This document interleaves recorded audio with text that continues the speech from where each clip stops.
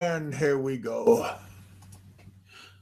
Push another button, and what happens? What's going on? Yep. Well, you just got to know what button you want to touch.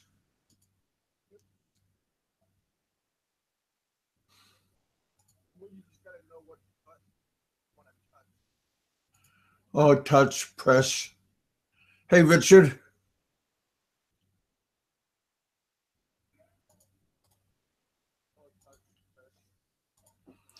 I hear an echo in the background. I'm trying to single out one of them.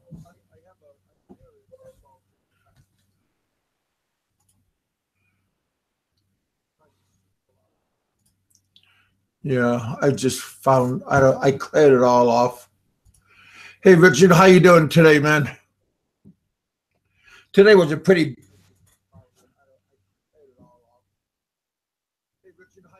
Hello, can you hear me? No echo, I hope. I hear you, buddy. So how Yeah, you know, today was a very. Today was a real good. Did you turn off your volume? Let me look. I gotta make sure. I gotta look at the. Hey, Fred. Yes, I turned off my volume, but I'm gonna turn up my mic volume here. How you doing, Fred? I like Fred.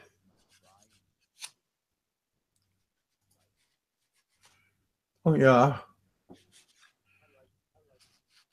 So I was listening to a little bit of Allo show today, but I didn't stay very long because I had.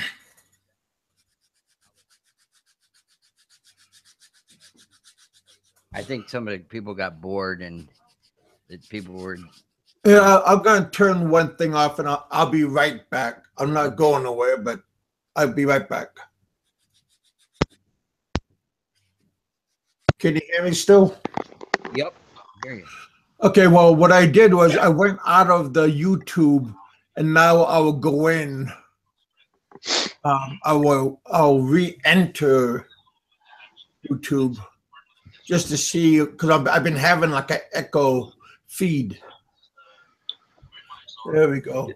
Hey, my Aussie brother, or my heck, well, I don't know what kind of brother you are, but you're my brother. Kiwi, mate. And you all look the same. Kev, all you got to do is you switch on your YouTube as normal, right? Just make sure that you go down to the bottom of your YouTube screen and mute the sound. Then use the sound in Hangouts, and you should have no feedback. Well, you know, I figured that part out a while ago, young man. Yep. But thank you for Well, I just heard that you were going. You said you had feedback, so that's what I was saying. Well, yeah, but I didn't mean your feedback. Damn it! Oh, I see. He goes on Alo's show now. He's got fucking balls, eh? Yeah. Oh, hey, Richard, he's got balls there. He was the star attraction on Alo's. I wish Alo would have it a bit later because then I could have participated. That was a good show too. I enjoyed Nick in UK, how you doing, man? I appreciate you coming here and seeing what's happening. We have I get an interesting topic that I'll talk about a little bit later. I'll wait till a few more people come in. I went on.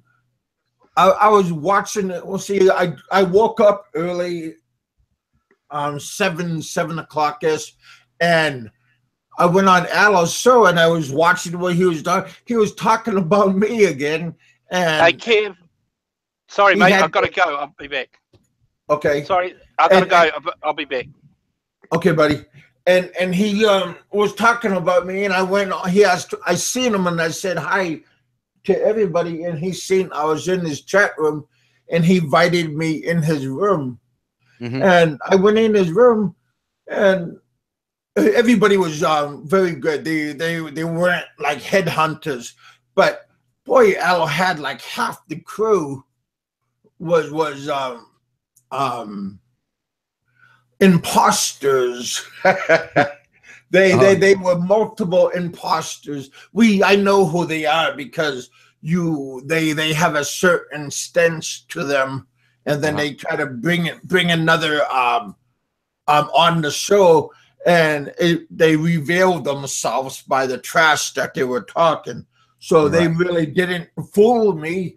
It was just a little bit comical on how they were trying to portray themselves as somebody else, but it's kind of hard. Like a leopard can't hide its spots.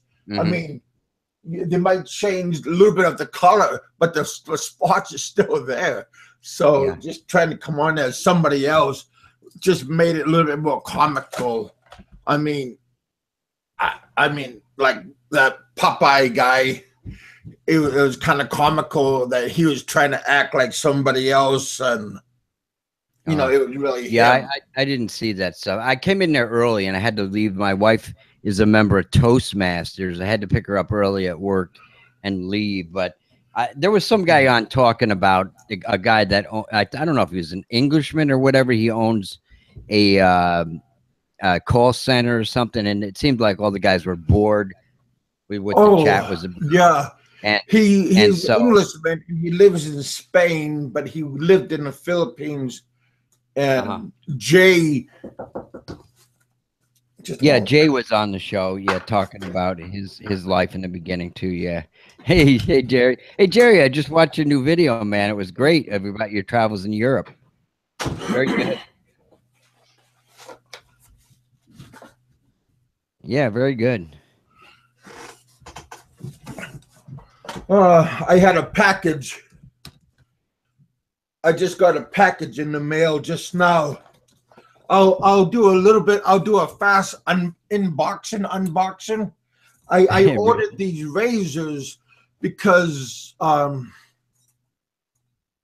ordered these razors from Gillette, and because Jerry wants to come on. Can you? Is there a link in the room or something? Well, yeah, just a moment. Jerry. Oh, okay. Let me get the link. Yeah, he could come on. Of course, he can come on. He is a very good man. And here we go. There I go. Here you go. And voila. There. Okay, so I'm going back to I ordered these razors, and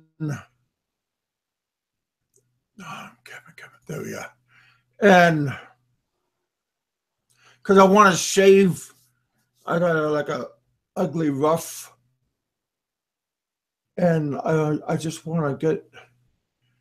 And if you try to buy these razors, in the store, they cost like a ungodly amount.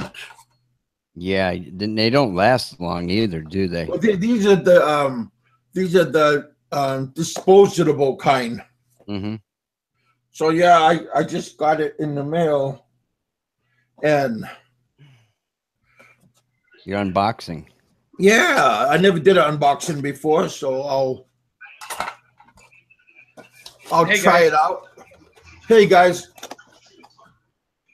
How you doing, Jerry? I don't know if you heard me, man. Great videos of your Europe travels, man. It's really enjoyable. Which one did you see? I downloaded 2. Did you see both of them? Yeah, they're like teaser videos, man. It's like I'm really getting interested in your story, you know? Yeah, there's gonna be. I gotta. Oh yeah. This is a series. Thanks a lot, dude. I got a third one I'm gonna put up in a couple of days, which follows that one. And again, I just have to think back of, I kept a diary and stuff on some of that stuff, so I look back on some of that stuff. I mean, I thought I lost that diary, but I found it. Yeah, I just before Kevin showed us, I was just watching when you were in Cairo. Oh, what is it? I got this. Hey, is it? Open it up. Hey guys, And what is that? Oh, it's a razor. Yeah, it's a kind of like every month they'll send you a new package. Hang on, guys. Are we here? Do I need to? I muted my other thing, but you're nice and clear. Yeah. Am I? No. Okay. Well, you guys don't hear my TV in the background, do you? I do. You hear the TV? Okay. Yeah. There we go. Donna just said hello to you, but she's calling the Philippines, Kevin. Oh. Hey, buddy. Not Dana. Donna. But not, well, now I need to get a razor to shave my head. But this is when I shave my head, I'll just use. I'm gonna go bald. But yeah, it's kind of cool. It was like $20 for 1 month supply of razors. But I only get this one time. But these razors I get every week, so that's kind of cool. Yeah, my brother went bald very early, and he had all those. You know, he's worked hard and he had a lot of resources, so he had hair transplants, and it worked good too. But then one day he shows up at my house and he shaved his freaking head, and I said, "Man, you look like a freaking alien." Yeah, all the money he spent on his head, and now he's gonna. Well, that's kind of funny. Oh, yeah. It is. It blew me away. I said, "Man, and you went to school for finance and accounting, huh?" I always bust their chops like that, you know. Yeah. So what's going on, Jerry? You know what? Just doing a bunch of stuff today. I actually got 3 videos done, and I put 2 up, and then working on another video. I don't know. I had I took a day off from work and just did a bunch of stuff today, just running around and stuff. You know. Did you play catch up? Yeah. You know what's funny is I'm hearing my voice lagging behind. What does that mean? Yeah, I'm not sure. I hear you pretty good. I don't hear no background echoes or nothing. I hear the background. Can you do me a favor, Kev? Can you Can you send me the link through my Facebook? You got it. Yeah, I think that'll solve the problem. All right, I'm going to get out of this and send me a link through Facebook. Thank you. I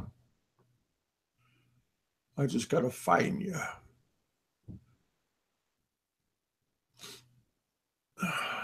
There you are. Yeah, I get a whole bunch of, you know, I've been a little bit busy. I mean, believe it or not, trying to ward off all these silly people. But here you go, Jerry. Fighting off all these trolls and stuff like that, which I thought was very comical today on Alo's show. Alo's show was just a booming. I mean, he kept a stream of around 60 people pretty much throughout the whole show. I mean, that guy, and he doesn't have that many subscribers right now, but they're following him pretty fast. And hey guys. Yep. Hey buddy. Yeah, I'm good. Yeah, hey, I figured out what it was, so it's cool. Okay. Cool. So what's going on, man? Oh well, not much is going on. I just came in and just somebody earlier today. You know, I was on this guy. His name is Terry. I believe his name is Terry. He has tattoos that I guess he used to be a tattoo artist and a biker. Yeah, the single guy from USA. Yeah. I just subscribed to his channel, and I knew of him before, and now I just subscribed to his channel because I think he's pretty cool, and everybody needs a fair shake. I don't care what you look like. If you got like 3 boobs and 1 eye in the forehead, I don't care what you look like as long as you are civil. And you can go on his show? Did you go on his live stream, or does he know how to? Did you go on his live stream, or does he know how to do that yet? No, he doesn't. I think he has a tablet because he's talking. Right. Yeah. Got an Android. Yeah, he's in his car and stuff. So, in order to go on somebody's show, you got to do it from a computer. Is that what it is? No, you can just schedule your show, and then it says go on to Hangout, and you just hit Hangout. Yeah, but he might not know how to do it yet. You know what I mean? He might not know how to bring people on yet. I think the last time I talked to him, I think he was just kind of learning about, live streaming and stuff. So I don't even know. Learn by trial and error, and that's what I've been doing. And so far, less error, and the trial is going out pretty good. Yeah, that's cool. Who's on the panel today? Is that Donna? Yeah, she's here, but I think she said she's calling the Philippines. Yeah. I'm here. Yeah. Hey, Donna, how you doing? Good. I just called the Philippines. You did? Yeah, they're picking up some crops from the farm, so I just want to make sure that they prepared it very well. Cool. I want to make sure that they're doing what I instructed them to do. There you go. Who's the other panel member? Is that Luna over there? The Australian dude? It's Mike Luna, yeah. Oh, okay. Hey, Mike, how you doing? Good, bud. How are you? How are we keeping Mike so quiet today? No, I was just on a phone call too. Oh, yeah. So I had to leave and come back. Unfortunately, I didn't have any instructions to give. I figure I'll come and hang out with you misfits for a while. Might as well. And see what's going on. So something better comes along, more educated people, right? No. How the fuck are you, Donna? Hey, how the fuck are you, Donna?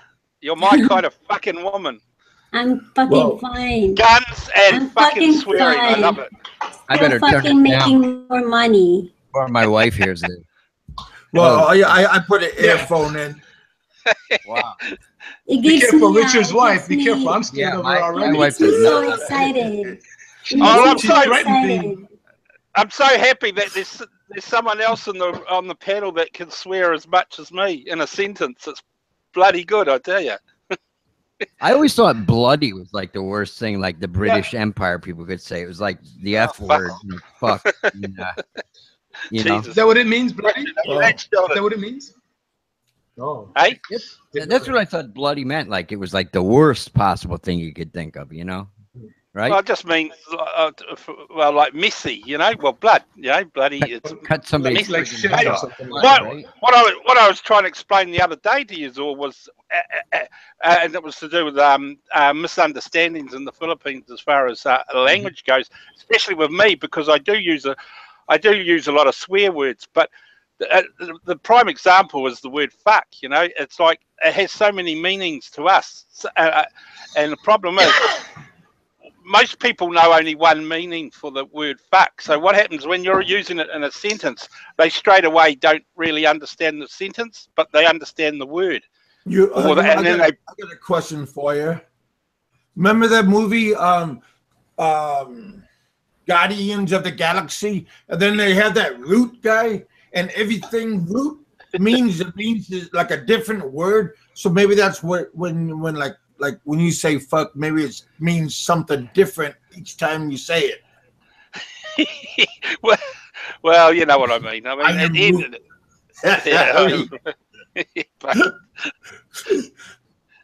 You're obsessed. If I keep hanging out, go ahead. I was just going to say, okay, then. Donna says it more sexier than me. Okay, I'll just refrain from swearing. I'll let Donna do my swearing for me. There's a lot of cussing in the Philippines too. They think women in the Philippines never cuss, Especially Visayan women. They cuss a lot. Hey, wait a minute. So what's the deal with my wife then? Your wife cuss. Hey, wait. Hey, D, how come you don't cuss? How come you don't cuss? Because yeah. No? Yeah. I bet you she does. Only the special assigned women? Is that what you're saying? They say yawa, yawa, Yawa. Yeah. atay, Yawa. Don't get me in trouble, guys, if I use this word. atay. What's yawa mean? Don't say it. Hey, she said, don't say that. Hey, you guys gonna put me in a doghouse, man. All right. Come on, we better go easy on Jerry. We better go easy on Jerry. Hey, His Roger. wife might But you kill know him. what? Generally, when you learn a new language, you always learn the swear words first. Yep. That's usually Yep. how it Yeah, goes. so that you know, so that you know that if they're trying to sell you, right? So if you hear your wife use that word, you'll know. Yeah, when I was in Japan, that's what I tried to learn first, the cuss word. What? When I was in Japan, yeah, when I used to live on my grandmother, Mm. so I tried to learn all the bad words. Yeah, so but that I know. the Japanese like that. They're kind of freaks, aren't they? They like Oh the yeah, cuss words, don't they? they would say, kunero bakero, nandayo. What does Where that else mean? can you buy? Where else can you buy panties in a vending machine? Really? Can you do that Yeah. over there? Yeah, In Japan, mhm. yeah. I've never been there. Mhm. You can even buy a dildo in a vending machine. Yeah. Really? Mhm. Yeah. You go to like I'm talking a few years ago when mobile phones were probably a bit more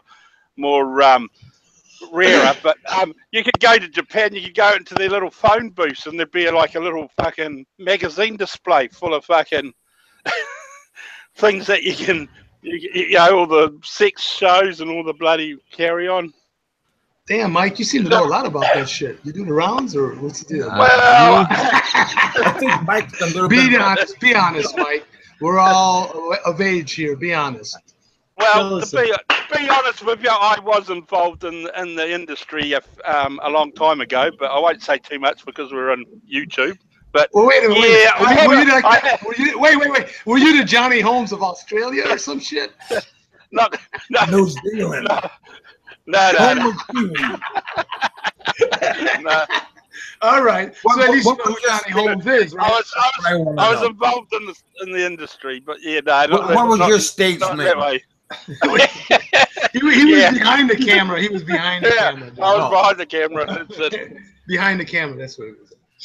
All right. That's another story and another topic. So we got to call you What is like the topic? Uncle Mike, Beg your What's the pardon? topic today, by the way? Uncle Kiwi Mike. Yes, Kevin.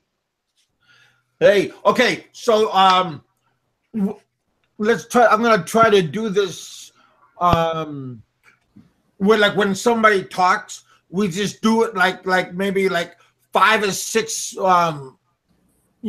Don't drag out your conversation, Right. because we gotta like try to keep it at a minimum when we have so many people, for we don't step on each other. Okay, so you're Oh, going they to tell love me to do that. The trolls love to step on other people. Oh well, I'll show the trolls the door. So All right, who starts off? Go, Kevin. You're the conduct. What's the topic? What's the topic? Hang on, let me look at. let's see our topic. Somebody over at Terry's show this afternoon, before I left, somebody yelled out. I think it was Heminger. He said that I should talk about when I first entered the U.S. when I left the Philippines. Right. Because it's a I don't know if I told that story before, because I thought Heminger's heard it before, but I'm not sure. It was a kind of very scary ordeal, because I've been gone for so long. I got divorced. My wife divorced me. I thought maybe I was to be truthful, I thought I was going to be arrested because of like child abandonment, like when you leave your family and you are gone. I think they call it like abandonment, something like that. So I was worried, and one of my Korean people that I was hanging out with at the school, really like my boss, him and I were like drinking partners. So he told me to be careful if I'm going to go back to the U.S. because they might try to arrest me when I enter the U.S. Maybe because of no, that's incorrect. That's incorrect. You know, like about when you're not paying child support and stuff like that. Kev, it's incorrect, brother. Because remember, you're going from Philippine laws to American laws to U.S. laws. So first of all, it's incorrect. Second of all, they still have, somebody has to get a lawyer and then go down, and file, a motion and this and that. So there's a lot of similarities, I'm sure, in the Philippines, to go after child support. I'm sure they have to deal with the U.S. Embassy and this and that. So I think the best person to have talked to would have been your ex-girlfriend or ex-wife. Yeah. Well, instead of some Korean dude. Yeah, because see, I thought she filed for that. Well, did you ask her? No, but because I haven't talked to her for 13 years, so I thought. So when I flew into Guam, I was standing in line to get my passport so I could re-enter the U.S. when I was in Guam, and I was all sweaty and I was walking in the line closer and closer. I handed her my passport, and my hand started to shake when I was at the window. And she looked at. Oh, are you talking about the wife in Alaska? Are you talking about the wife in Alaska? Yeah. Oh, sorry about that. I missed. Yeah, I thought wife in Alaska. Girlfriend that could be. Yes, because I was gone for 13 years without a boo, and she divorced me, and when I came, and then I handed her the my passport, because everything in my mind was, I was hearing voices, and I give it to her, and she looked at it, and she looked at me, and then she changed the pages, and then she said to me, "Can I see your other passport?" And because I had two passports, one was expired. She was asking for my expired passport, and now everybody else on the other lines were already going through. So she took my passport and looked at it, and then she goes, she smiled a little bit, and I go, "My God, I'm dead." And then she goes, "Welcome back to the United States." And she told me to go. That was it. All that worrying and my stomach and the nervous, and then she just looked at it and she put it on some kind of machine, and she said, "Thank you." And then she said, "Welcome back to the United States." You got to remember, a lot of these agencies don't talk to each other. You know what I mean? So the immigration agency may know nothing about but generally you have to understand the child support is a state matter. It's not a federal matter. So that's probably why the U.S. immigration, which is federal, probably knows nothing about it. Can I just add something? I mean, I can't talk. Obviously, I can't talk about the what happens in America. But if we owe child support here, we can get pulled up at the airport, and obviously, if we don't pay, we don't go in. We're not allowed to leave the country. I don't think it's tied to that here. Again, it's from my understanding, from what I've heard. I would have assumed that all your agencies would be similar to ours, as far as they all communicate, like to the point that even if you're overseas, the U.S. immigration would know what's going on. No, not with feds and state. The federal and state are two separate, totally separate, separate. Okay. Even a lot of times when you go from one state to another, certain things can't be enforced. Believe it or not. So, but child support would be like that's a big one. So they arrest some people when they try to flee, and then they kind of re-enter the U.S. Then they get handcuffed. So I wasn't when she said "welcome back." Oh, I said, is that all? I mean, yeah, just keep your mouth shut and go through, man. Say, "Hello, thank you." Yeah, You know. yeah. So I walked out like I was like almost like levitating when I was walking, just because all that fear built up with what people were telling me in my head. I thought that I was going to get crucified and be on like the CNN news. But yeah, nothing happened. And then when I left Guam and I went to the Seattle airport, I thought maybe now when I really go into the US, and nothing happened again. So all that, like, it was all worrying over nothing. But yeah, so that was my topic. What is it like when I was first entering the U.S. from the Philippines? And really, if they were taking my passport and hit that that readout machine, they could have got me in the Philippines. Like held me when I was at the U.S. Embassy. Yeah, but Kev, as far as I can gather, that you didn't really do anything apart from overstaying, and overstaying isn't that a bigger deal, really? No. Yeah, I mean, but I was talking like the law in the U.S. If they had, but I was never. She never got me for child support, so she never did anything. Ah, okay. When you got back, yeah. Okay. Well, yeah. When I got divorced, and I was reading the court documents, and she had the opportunity to change her last name back to her maiden name, and she didn't do anything. I know from my own experiences with my couple of marriages that both parties, in our case, we had to be separated 2 years, and they had to serve papers on us, even if we were like I was living overseas, and my first one, and I had some documents. I had to go to I went to the embassy, I think, from memory, and I had to sign these documents to do with divorce. I don't know. Maybe the States is. I know in the States you only have to be married for a day. You can get divorced in certain parts, eh? But no. Before it could go to court, both parties had to sign. Basically to say, yeah, we both agree that it didn't work out. Blah blah blah. James Bond, he said, if you owed back child support, they would have pulled my passport.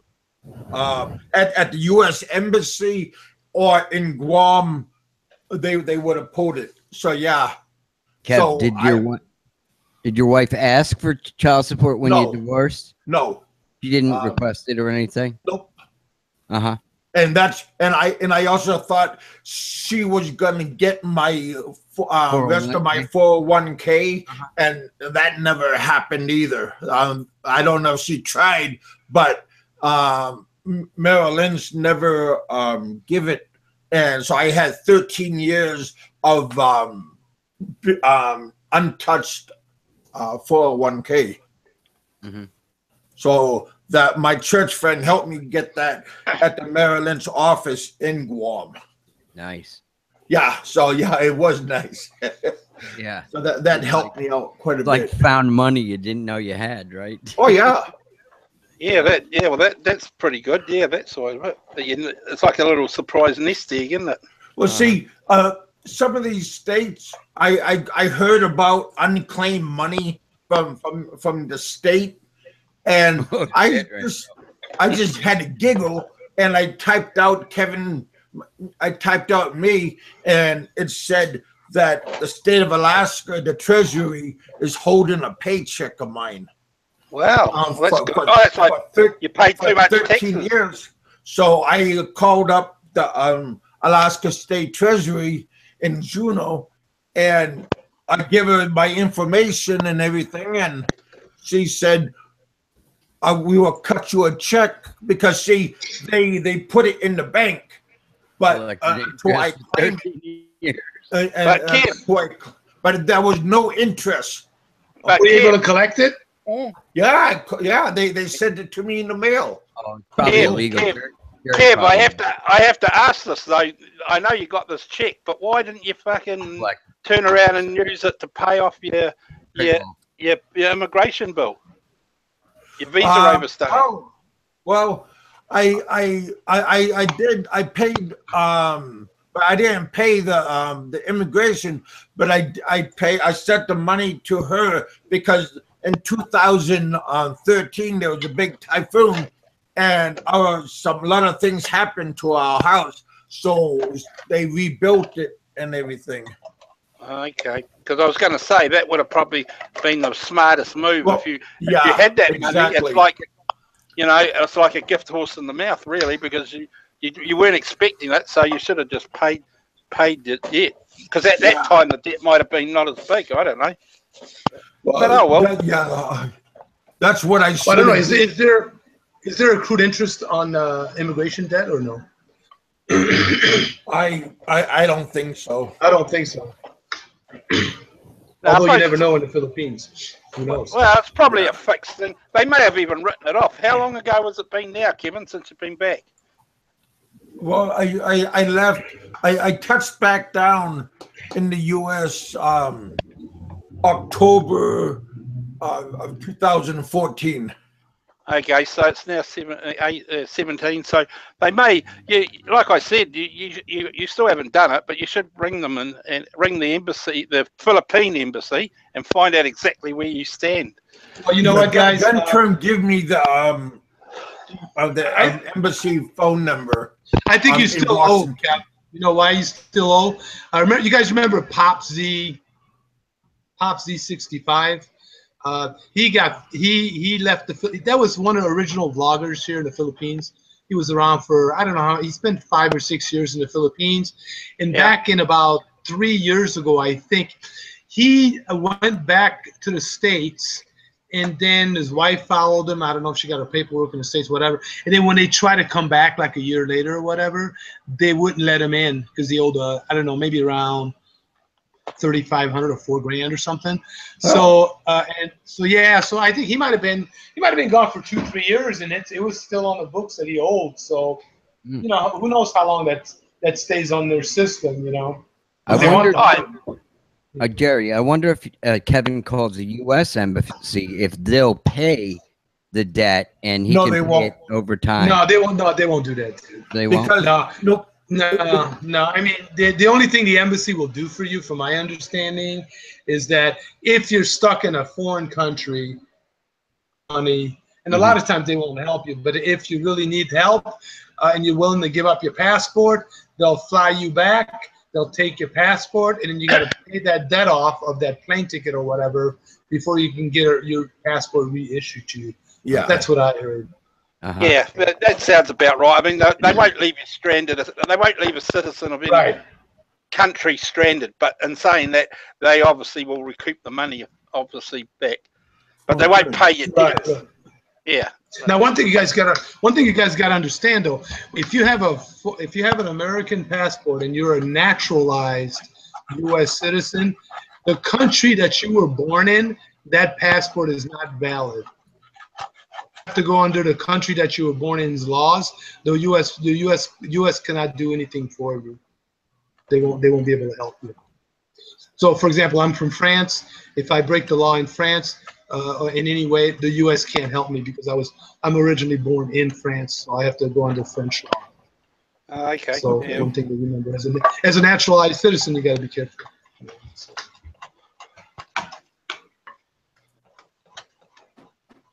What happened? So that's what happened, and I got all worried and scared and nervous and couldn't sleep, and nothing happened, evidently, because I'm here. So, but yeah, I was quite surprised. But see, that's what you get when you listen to people that don't know what they're talking about. Then, then you get over nervous and you get everything for nothing. Well, I mean, you know what? You just deal with it, Kevin. I mean, that's how it is. If if there was that you were owed back child support. I'm sure if you were owed back child support, if your wife had filed something against you, first of all, she would have contacted you and say, "Hey, man, I need some money." So you would have known something's up. Well, I think the state would have tried. Well, I mean, before the state tries, I'm sure your ex-wife would have tried. Let's put it Your life would have been a lot worse, man. Because see, when I got divorced, they sent me a big pallet of divorce papers in my email and everything. So she sent it, and the state of Alaska took control and did it. Oh, okay. Yeah, well, what happens is you got that money, right? So if you owed any money, the government would be taking that money anyway for the child support. Yeah. Again, it's a state thing, guys. It's but his wife he's talking about his wife in Alaska. That's where the money was held. Yeah. Okay. Yeah, it would have been a state thing.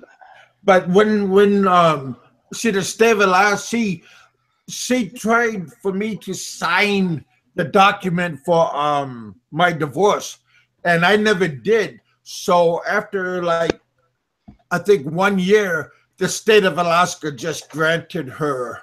Okay. So it's very similar to us. Okay.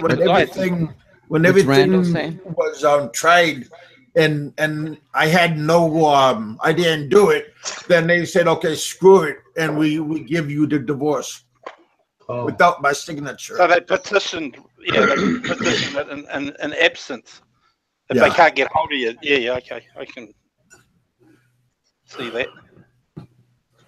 But yeah, I mean, hey, you guys, I don't know, back and forth.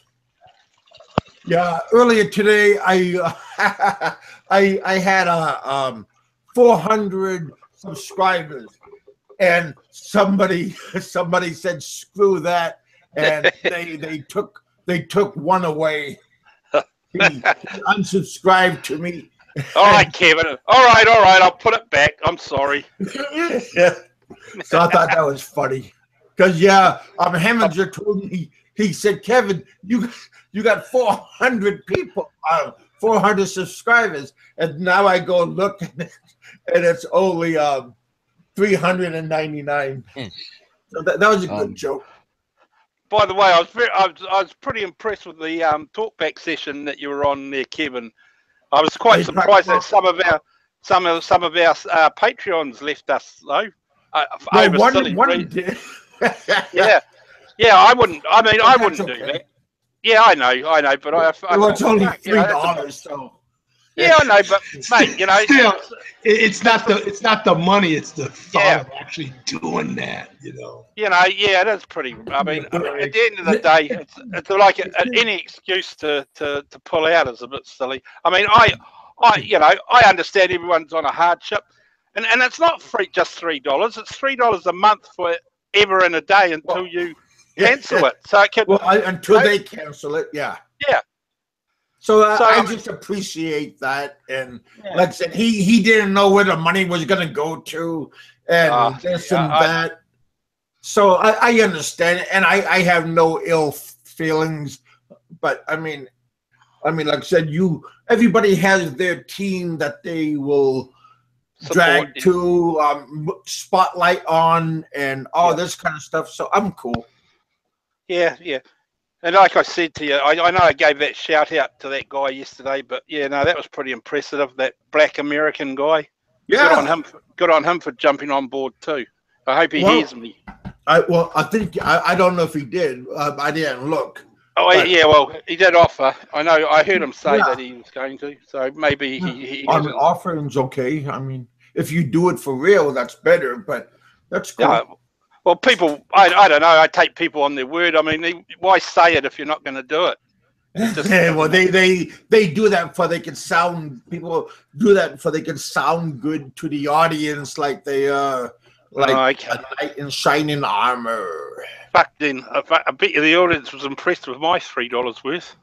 Well, I am. I mean, because you're the one that was a cheerleader that inspired other people to come on and go on that way and go on my PayPal. So yeah, I appreciate you with the pom-poms and everything.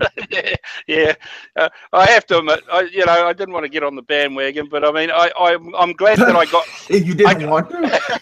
Well, my ego's not that big, but I have to admit, getting Cess to part with a donation really made my day. I mean, I talked the guy into it. That was, that was pretty fucking unreal. Hey guys, I need some loads for my phone. Can I get a donation here? I just gotta get Jerry. I just gotta get Jerry to part some dollars out of his wallet. Then I'm. No. I mean, I need loads. I need loads, man. I mean, I'm the one that needs money. My new friend that I just started talking to. That I think his name is Terry. Yeah. And he said he has a PayPal. Heck, I was thinking about giving him $5. I mean, well, I think I just saw one of his videos. He got his first donation today. Yeah, I mean, it sounds funny, but hey, I mean, everybody needs support, and I mean, some people need it. I mean, some people like need it for cigarettes.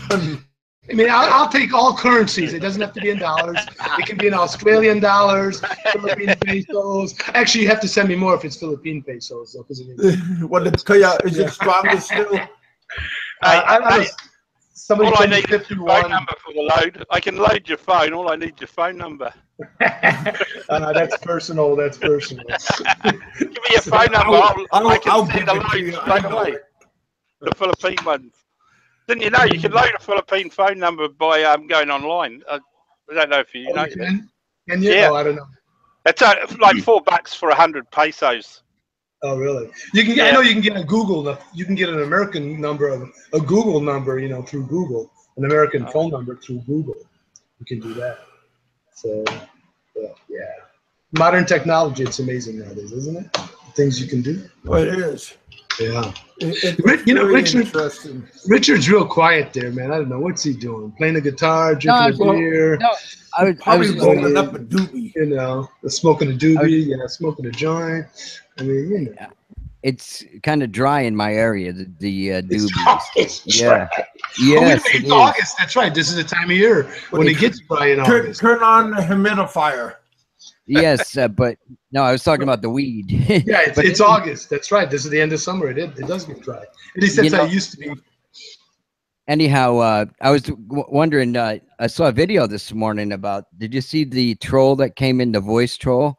It was somebody broadcasted this morning to slow down voice. Did any of you guys see that and have any comment about it? No. What was that? What was that? Remember the troll that came in the room? Yeah, he was like in a mask and everything, and he was calling Kevin a liar and everything. I didn't see that one. What was that? Huh. Which video was that on? I don't know the name of the guy. Let me see if I got it somewhere. Oh wait, was that like 1 or 2 videos ago or something like that? Or was that today? Was that today? Or no? I think it actually happened. No, you're talking about like he made a video and he was talking about me. Oh no, I don't know about that. No. The guy was actually in your show, but what the guy did is Kev, you got to know who's on your show, man. He slowed down. Remember, he came on your show that night, and the guy in disguised his voice, and he was trying to call you out. He said you're lying and everything, and all this shit and stuff. Oh, I didn't see that show. Yeah. And so some guy slowed the voice down, and people thought it was Willy Wonks, but it ain't Willy Wonks. It's somebody we all know. And I was very surprised. I'm surprised you guys don't know who it is. Well, I got the guy that was calling in my Kevin. Email sent me somebody in my email sent me a clip, and it was doing that guy, but except this guy had a white face, a white mask, and he was talking to me and stuff. I'll try to go get it a little bit, but I wouldn't worry about it. Yeah. You got to get all kinds of trolls. Yeah. Well, yeah, the more, like I said, what Seth said, the more popular you get, the more trolls you get. Yeah. I think you'd be very surprised when you hear the voice, who it is, though. You'd be very surprised. I bet you. I bet you we won't be surprised. I bet you we wouldn't be surprised. Were you? Well, I think I know who it is, so I'm not surprised no more. Well, we'll send it to my Facebook then. Somebody send it to my Facebook. Tell me who it is. Okay, well, I have your Facebook. Oh, yeah, send it to me. Just write me a message. I'd like to know who it is. I won't be surprised, I'm sure. Well, hey, give me. I think you will be. You really will be. Wow. Yeah, you'll be blown away. No, serious? Yes, you will. Well, I don't know, Kevin. You might be wrong then. Richard, you got my. Are we Facebook friends or not? I don't think so. Oh, we're not. I don't think I have the link either. I don't. I can send you the link. Wait, is your Richard? Is your Facebook Richard Lee? Yeah, Richard Lee Rogers. Yeah, yeah. All right, I'll send you a Facebook friend, and then just messenger me the name. Messenger. Okay. But I'll say I thought I was your Facebook friend for some reason. I'm not sure. But maybe I'm not. Let me look. Lenny. Oh, it was the guy in a novel of Mice and Men. And that was, I guess, a dumb guy in that Lenny guy. Yeah, I'm supposed to be Lenny because. Yeah, I was really fighting with the guy in the room because I was saying, "What are you living through fiction?" And because he got mad because I didn't recognize Lenny, but Lenny is the guy from of Mice and Men from the book. Yeah. I just sent it to you, Richard. I just sent you a okay. Let me see if I got my Facebook open. You there, guys? You there? We're still here. Okay. I've just got a phone call, so I'm gonna shoot off. So have fun. Kev, Okay, buddy. All right. Keep up the good work, mate. All right, buddy. You have a good one. Yep. Hey, Donna, behave. All right, guys. I think she's fighting with somebody. She's fighting with somebody in the chat room. I think. Or something. Oh, cool. Stop swearing. I can't stop myself swearing. I'm not the typical Filipina. I'm court Japanese, so yeah. I think that's Jerry. I don't know if you can see the link. If that is going to lead you to the right thing. Oh, okay. Can you see that? I know the guy's mask looked green in the room, but it's the. I saw. I saw that one. I saw a piece of that, but I didn't know who that. I couldn't figure out who that. I didn't even think about who that would be. Oh, you couldn't figure it out? I didn't really even think about trying to figure it out. You know what I mean? It's just. Yeah. So should I follow that link? Yeah, just if you click on it, you'll just if you saw the video, it's the same video. No, I saw I saw bits of that video, and I happen to remember that. Yeah, that's right. But you didn't tell me who it was. Yeah, maybe you hear the voice. You'll probably guess. Really? Yeah. I'll have to listen to it. Well, I recognized it. I don't want to call anybody out. Well, I was told by somebody not to say it out loud. Yeah, don't say it out loud. Just send me a message. Yeah. But anyway, that's okay. That's cool. Don't matter. RPW, what's happening, brother? Yeah. John Doe, how you doing, man? Psychosis, you're always pretty good. Hey, Terry. Is that the single guy from USA, man? Yeah, right here, right? Bring him on, dude. Well, I know, but I don't know. Wait, that's not. Is that him, McGreevy? Is that? Oh yeah. I don't know. He said somebody stole. So he said somebody stole his thumbnail. Who is Johnny? Johnny who? Johnny. Where? Where's that at? Roger Miller said Johnny. Said the masked man is Johnny. Huh. Oh yeah. You know what? There's Terry. Iron sharpen iron. That's Terry, right? Yeah. Yeah, that's who I think. Yeah, that looks like him. I don't know. He said somebody, but it was a different name. Somebody stole his thumbnail, but it was a different name. He did a video. Big Kevin, I thought you were my troll. No, I was not a troll. I was reaching out to you, buddy. Ned is psychosis. Who's Ned? The guy that's in the Philippines there? Well, no, I'm talking to guy from Boston. Yeah, him and your Psychosis. Well, you know what? Hey, Psychosis is always flirting with Donna, man. You know, I thought Psychosis, look at him. He's slick. Psychosis, I think, is that's Filipino. Yeah, he's half Filipino. Yes. Yeah. Yeah, we got a G in the house. We got a gangster. Yes, Ren is here. Well, I don't know. I've been a gangster, but a different kind of gangster. I was a quiet gangster.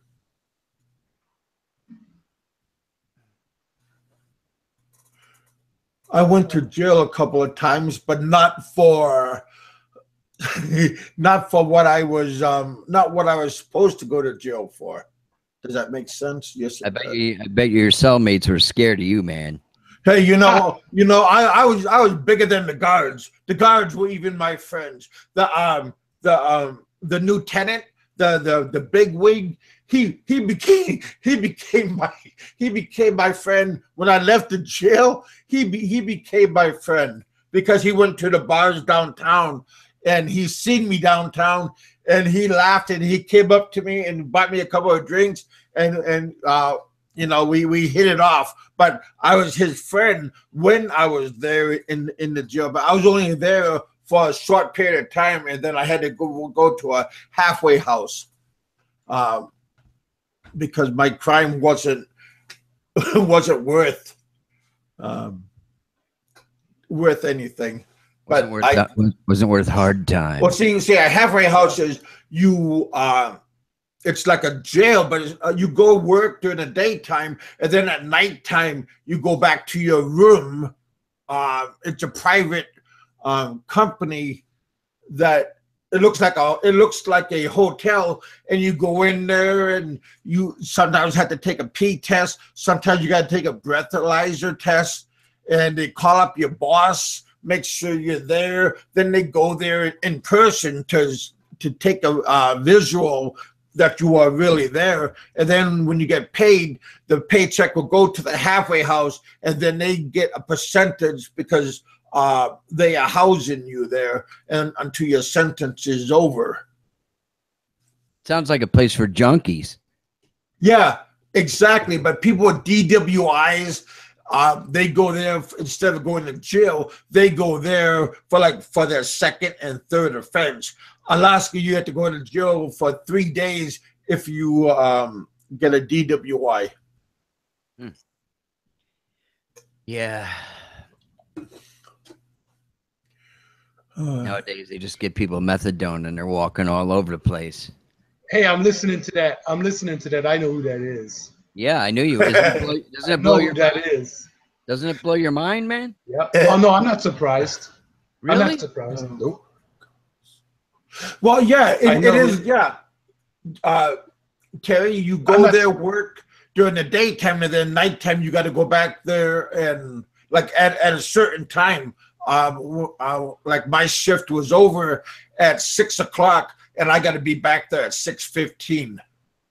And if I'm late, then they will breathalyze you and give you a sobriety, especially if you smell like a winery. I did that once, and I had to go back to jail, and then I had to go and serve the remainder of my time, which was only like 2 weeks left. Jesus. Your life's an open book, man. Well, no, you can go on. You can check me out in Alaska. No thanks. What do you call it? I really don't care. The Department of Correction. It's an open. You have to pay like a fee to get my information from me. But yeah, I ran my name in, and there's a guy the same name as me. He's a mass murderer, friggin' in prison somewhere in Washington State. Fucking crazy. Where is Johnny Warrior? Been in hiding? I don't think so. Yes, minimum security. There's maximum, and then there's minimum. I had a work release, so I mean, they got cameras and stuff. You have like a room but you go into your area, and everybody has like a bed, or they have 2 beds in the room, and you could go in there and you could cook your own food. Did you make cooch? No, Iron no. Man. No, you didn't make no your own homebrew. Yeah. But yeah, that was my days. Yeah. Yeah, those were the. But then when I left, and my lawyer petitioned when I leave that all my records will be squashed after a certain amount of years. Everything is squashed. So pretty cool. Pretty cool. But yeah, it's. I think everybody should check out like jail for 3 days because it gives you a better outlook. Sentai 7 said he never got any work release, man. How long was he in for? Well, because he was probably a hardcore person. I had a blue collar thing. So, everybody, something. This is what anybody can do. So. Mr. Johnson asked, what do they do to you for a DUI in the Philippines? I've heard a lot of people just hand their license to the cops in the Philippines with some money and like the plastic thing, and the cops let you go. Yeah, just give them like 500 pesos or 1,000 pesos and you're done. I mean, they're not going to do $10, $20. Yeah, I just buy your way out. I mean, I don't drink and drive, Look what happens to people when they do, but I've heard of people doing it. Yeah, in the Philippines. I just heard a story. I can't remember who told me that. But there was this couple was going up the road. I think it was on Facebook or something, driving up this mountain, right? Somewhere, I don't know if it was Baguio, wherever they were at, right? And there's a woman coming up from the other side towards them. Okay? She came around on a scooter. And the couple was in a car. She came in a scooter. She was just going really fast. She wiped out and she kind of crashed under their car, Mm-hmm. She crashed into them. And they ended up, listen to this, the cops said that they were not liable, but the guy's wife, because she was driving, had to stay 1 night in jail. So he didn't want to leave her. He's out there with his brother-in-law. And then what happened was the woman that got killed, her family members came, and then they wanted them to pay because they were with a foreigner, them to pay for the burial and everything. So Wow. they had to literally negotiate. It was like, I don't know how many.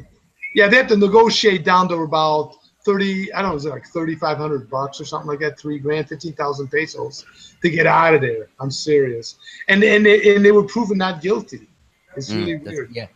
My wife said, Jerry, that like if you kill somebody in self-defense in the Philippines, you'll still do 7 years in prison. Can you believe that? That's not true. That's not true. It's not? No. Who said that? Who said that? Who said that? I did. Who is this speaking? This is PV. Oh, my wife was born in the Philippines. Yeah, but if it's in self-defense and you can prove it's self-defense, you won't go to jail. If you can prove it. Yeah, you have to prove it. Well, but here's the thing. Again, just like that story I just said about the woman that, again, was going too fast coming down that mountain.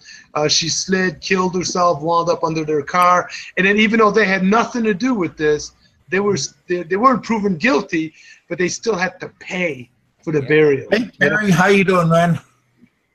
All right, I just grabbed your link there and jumped in. Good.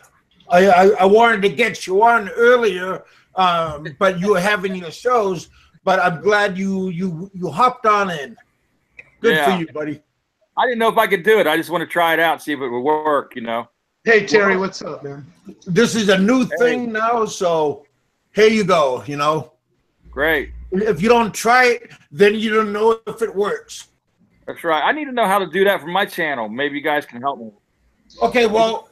Like when you did your live stream and you did your time and everything, right next door it says what time you want to have your hangout, and you hit Hangout, and then it will you could go on your Hangout, and then you can invite people to go on live with you. But you know what you can also do, Terry? Like you can send somebody. What's easier than that than to go through Hangouts because it could be a little confusing.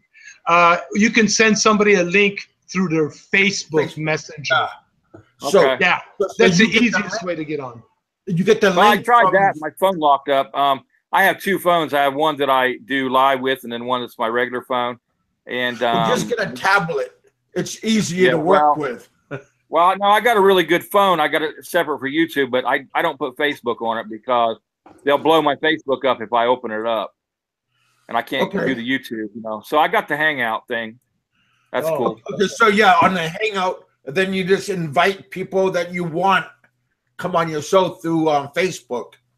Okay, I guess I couldn't find the setting. I seen you put the address in the in the comments, which was cool. So I need to learn how to do that. Yeah, that's like so when you're in the Hangout, and then up on top it says invite. Then you can just invite everybody. Okay, I don't know if I ever had that option, but yeah, that's cool. You just got to play around with it. I mean, I haven't done it yet, but one of these days, if I go live streaming, which I will with another channel, I'm sure I'll have to learn how to do that. So. Well, I appreciate all you guys popping in when I'm doing live, man. You guys got a lot of input. I really.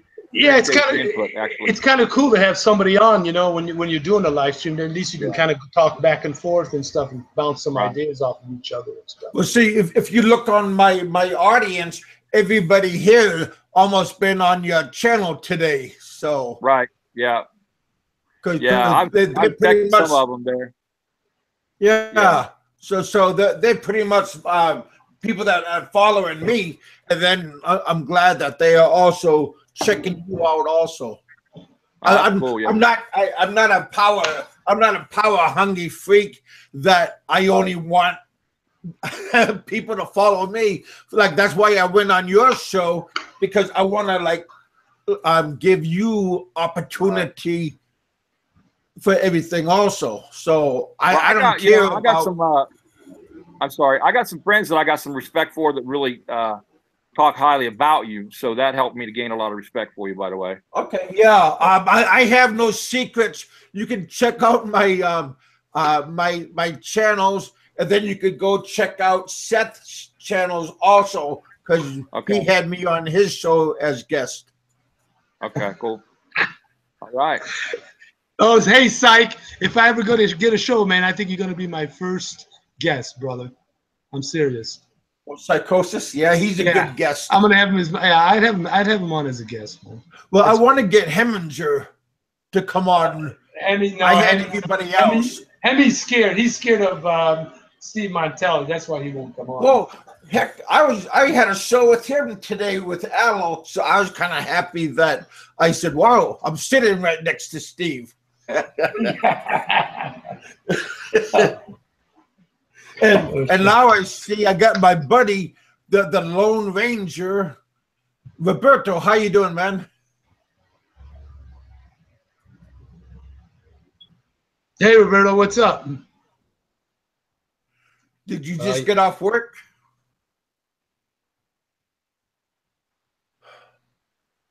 He might be away from his phone. Well, I think he went to chase PV. Because PV was here, and then Roberto showed up, and now Peter left again. So that's okay. Come on, Hemi, you gotta come on the show with Steve Montelli, man. I mean, that would be cool. That would be the show, Hemi. You'd go down in history, you and Steve on the Aloe show. Only on my channel because that's what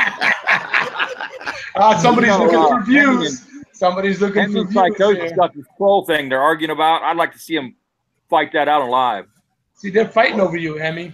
Well. See. I want ownership. I don't really want the views. I just want to say I had this person on. It's a bragging rights. It's not really for views, but if you get to brag about it. But a lot of people, I guess, those alliance guys, they don't really like it when you are boisterous and you are boasting about things. It's okay. It's okay. Yeah, It's all Heminger, good, man. he doesn't mind Steve, he says. Doesn't mind too much. He wants to debate Rike and Ned. I don't know about that. You know. Well, you got to start out with Steve and work your way up, Heminger. You really do, man.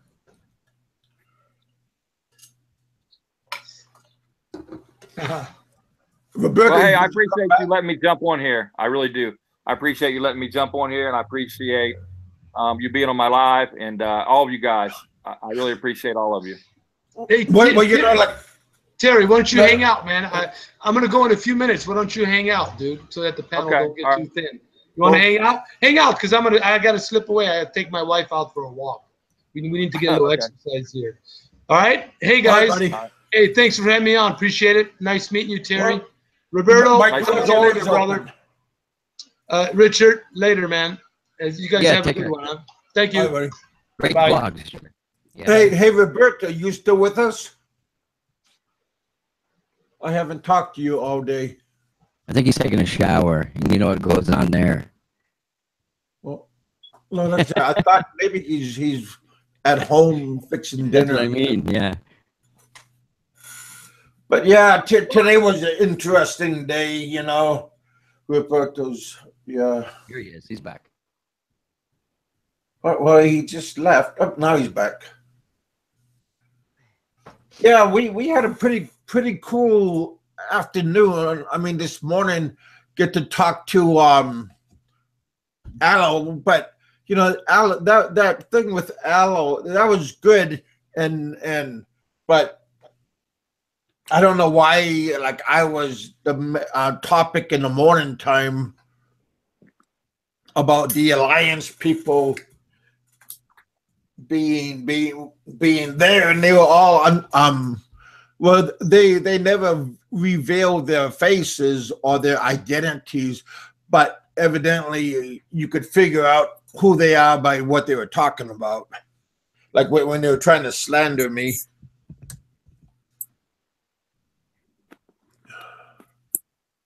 You know, I only re-attack the people that attack me on my channel.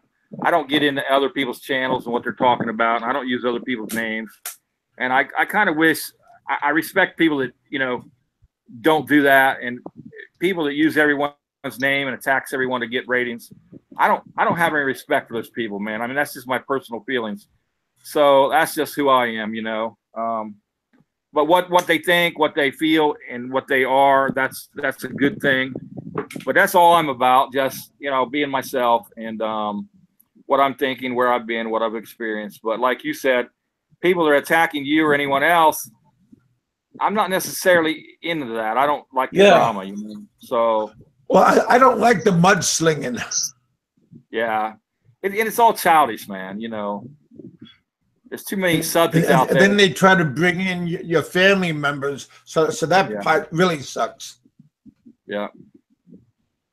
You know, there's too many subjects out there, man. I mean, my God, if you just look at the Philippines, each island's different.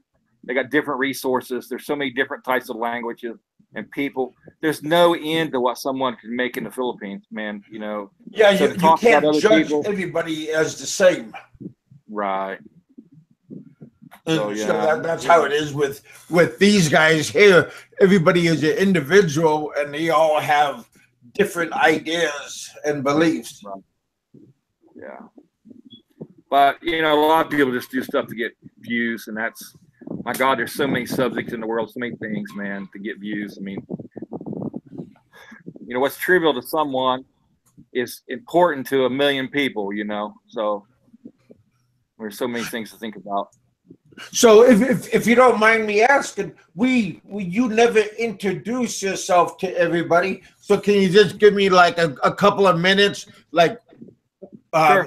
Who you are, like a small introduction, not a, you don't have to stand up. Just give us a little roll call. But you don't want me to come on and run around stage or anything? well, yeah, Terry Mark from Ohio. You know, background, I was a corrections officer, United States Navy, married a Filipina, married for 17 years total. The judge made me file bankruptcy before divorce. I went to court here. He told me to step off 365 days before I returned to his chambers. I lost 2 motorcycles, 2 pickup trucks. I lost 2 cars, and I almost lost my house and I almost lost my children. You know, I went to court and said, look, I spent, 50 years in the United States. I was born and raised here. She came from a foreign country. She don't know shit about shit. Everything I have and everything we have is mine. And I want to keep my children, and I don't want to give things up to her. And she's still learning to speak good English, which was true. And I said, I feel like I'd be the better parent, so on and so forth. 2 years court battle, and I got my way, period. And that's where I'm at. And that's what my channel's about. It's about me, It's not about anybody else's personal life. It's not about anything that somebody did. People attack me and go, well, my wife in the Philippines. It's not about their wife. It's not about anybody. It's about me now. Just there's your Filipinos experience. here. There's Filipinos here that put ideas in their head. There's things here that happen. And I'm bringing that out, man. I'm bringing out the truth. I love Filipinos. I love Filipinos. Men, I love the Philippines, man. And I will never stop loving the islands and the people. But there's issues that people need to be aware of. And it's going on in the United States and all over the world. And there's issues, of course, in the United States that I'm going to bring out. But that's basically just everything in a nutshell with me. Cool, man. Like I said, nice. It's nice to meet you, talk to you in person. So that's pretty good. I didn't start with an idea to be a Philippine blogger. I didn't even want to talk about the Philippines. I made one video that said, don't bring your Filipino to the United States because you may end up in divorce. And people lost their mind over that. And what about this? What about that? And here came the Philippine people and the expats. And that's how I ended up on your show. So I never had a goal. I'm not in the Philippines and I'm not married to a Filipina. I didn't have a goal that had anything to do with the Philippines, So if people are offended by me, it's really about my life. So yeah. Well, like I said, I thought you was pretty interesting. So that's why I was throwing out plugs for you. And, Thank you. I think everybody needs to get some kind of coverage, some kind of everybody has a unique story instead of what other people say.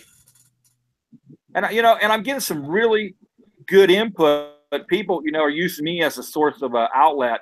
Like, this happened to me, that happened to me, and you're right about this, you're right about that, which is pissing people off. And people like to come on and go, well, Filipinos aren't like that. Well, everybody's like, what? Gosh, these American women are hell on earth, man. I mean, I've been married to 2 of them, but I just haven't got around to that yet. So, I mean, like you said, everybody's got their own mind and own experiences. And I love that, man. That's an open mind. I love that. Yep. So don't let people tell you how to run your own, your own YouTube channel. People like doing that. They demanded that I attack Peter Van Dever. I'm like, well, why, dude? Peter Van Dever threw one of my videos up there. I don't know Peter, man. Peter Van Dever threw one of my videos up there, and I said, why would I attack somebody, man, that's hasn't done anything to me? Why would I go attack this guy? So everybody got upset with me. Yeah, Peter's a saint, right, Mrs. Eminger? Yeah, he just jumped on me when I was making a statement about my wife. I've been married to her for 8 years. She's from the Philippines. Her best friend is a lawyer in Cebu City. And she told me, Jerry was telling the story about. Hey, Richard, your voice is scratchy. Guess I have to leave. I'm back.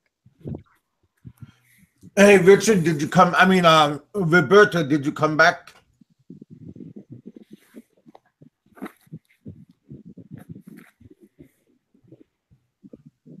I got 43 viewers. I need some likes or dislikes.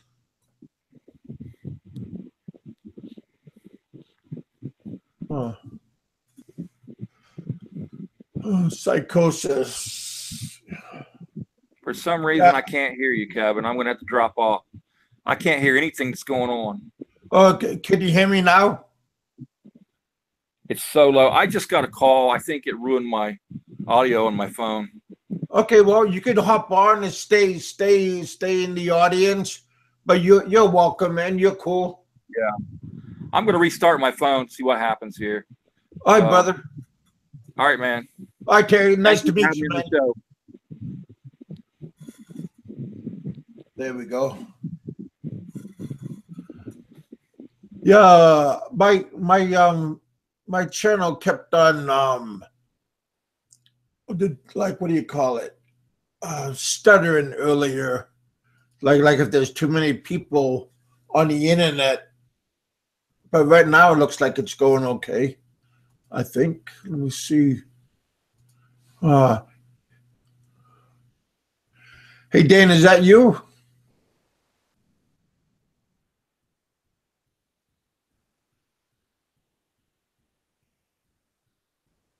Hello. Oh, wait. Okay, what? Hey. Oh, okay, okay. Roberto's, he just texted me saying he's having a problem with his speaker. Okay. Yeah, I don't know. This machine is temperamental.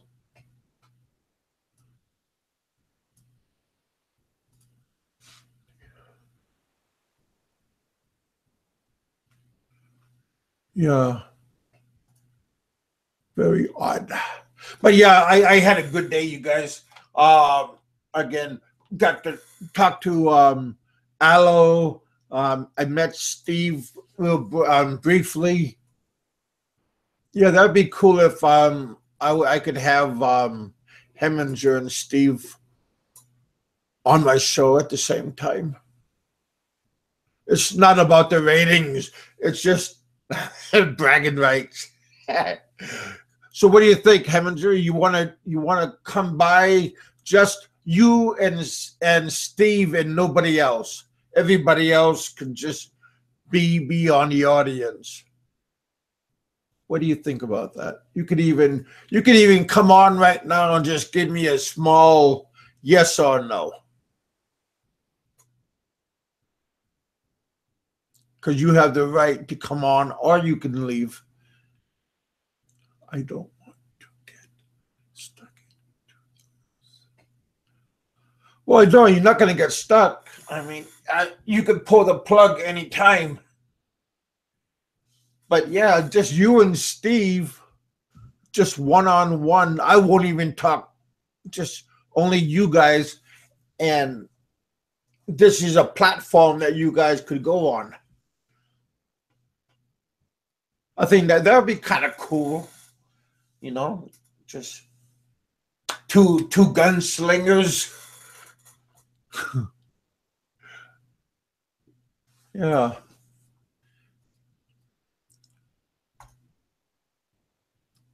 It's not about the views. It's called bragging rights. If everybody knows about bragging rights.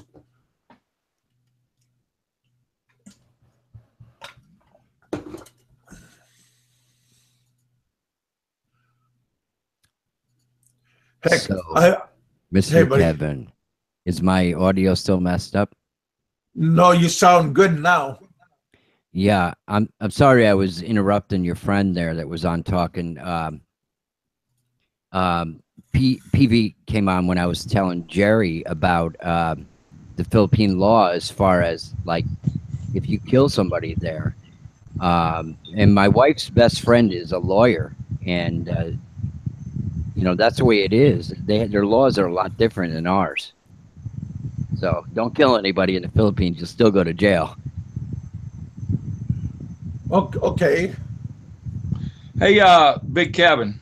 Hey, buddy. There's this guy, man, Michael Valdez. He's got this story. He keeps wanting to tell somebody, man. You want to hear it? Well, what kind of story? Is it like a It's about his wife, about his Filipino wife, and a child, and I don't know the whole thing. I told him he always watches my live. I told him to come here to your comment. I just got switched phones, and I got a phone where they can't call me on. And I told him if he wanted to come up live, you had sent that link down there. So I don't know. I'll give anybody an opportunity. Okay. But I don't want nobody like coming on board and bashing anybody. No.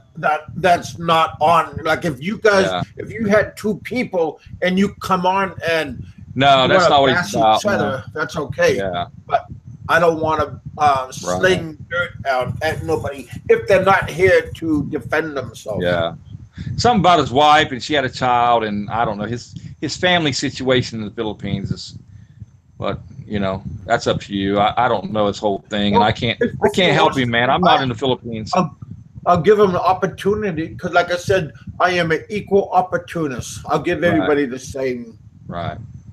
So Michael Valdez, if you're out there, man, hit that little. You'll see crowns in a HTML code from Big Kevin. Just hit that. There, I'll do it again right now. Yeah. He should be out there. I told him to come to your channel right now. Okay. He just called me talking to me about something in the Philippines, man. And I said, dude, I really can't help you. You know, I'm not in the Philippines, you know, so. Well, yeah, I'm not in the Philippines either. I'm here in Kentucky. Yeah. So, I mean, these guys think that I can help them. I can't help them, man. There's nothing I can do. You know, it's all there, you know. So what is this Michael Valdez looking for? You know, I don't know exactly. His wife had a baby before he met her about some expat, and the guy lost his passport, and I don't know the whole story, man. It's just so much detail. I just can't even try to, you know. He's looking for. Is he in the Philippines right now? Yeah, I think he's there. His wife is there, and the baby's there, and you know his wife had the baby before he met her. Oh, really? So, but I don't want to tell the man's story. That's just not who I am. Yeah. I don't even want to go. You know, like somebody. You know, I would never do that, man. I don't want to tell people stories. You know, I really tried not to, because it's just not good, and I'll get it all wrong. You know. Well, of course. Yeah, it's always better when somebody else, when the person's here. So, Michael Valdez, if you're out there, man, hit that link, and this is your opportunity. You've been wanting to talk. You've been telling me you need to go live or something, and you want to talk to somebody and get some advice and this and that and tell your story. So this is your opportunity, Michael, I guess. Yeah. I'm sorry, Kevin. I'm not trying to take over your show, brother. Oh, hey, you know, like I said, everybody, if somebody needs help, I want to help them. See, but you know, remember when that Fazio thing happened, and somebody said he passed away, and then everybody on my show tried to give their 2 cents. Yeah, and that's how it began, and then that's why Fazio told me to erase my my I'm show. type individual. I just would look for the body, you know.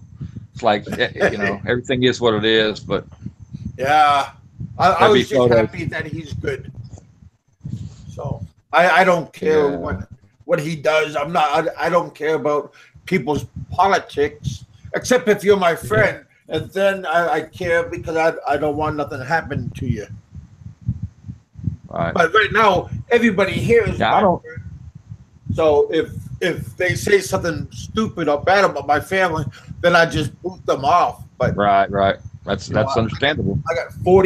I had 42 people on, and now I got 37. So yeah, things are cool. That's cool, man. I'm happy. And people might not like when somebody's happy and doing good and carefree, but that's my motto. You know, I don't want nobody to get pissed about. You know, I got more views than you don't, or that's why I went to your channel and just, you know, say, come on over. I never expected to get more than 10 subscribers or something. I wasn't even a YouTube guy. So I just, you know, myself, I don't know anything about anything really. So, you know. You have nothing to lose, you know. Yeah. If you don't try, then but I mean, at least you tried, and look what's happening to you. Right. Yeah, I'm very surprised. So, and I'm meeting a lot of people, you know, even like you, Kevin. So that's cool with me. But there are a lot of good people here. I mean, you give them a chance, they give you a chance. It's not what you look like, because I mean, I look like I'm 420 pounds. I mean, but I'm right there with you, man. Yeah, I'm right there with you. Well, there's a lot of guys here.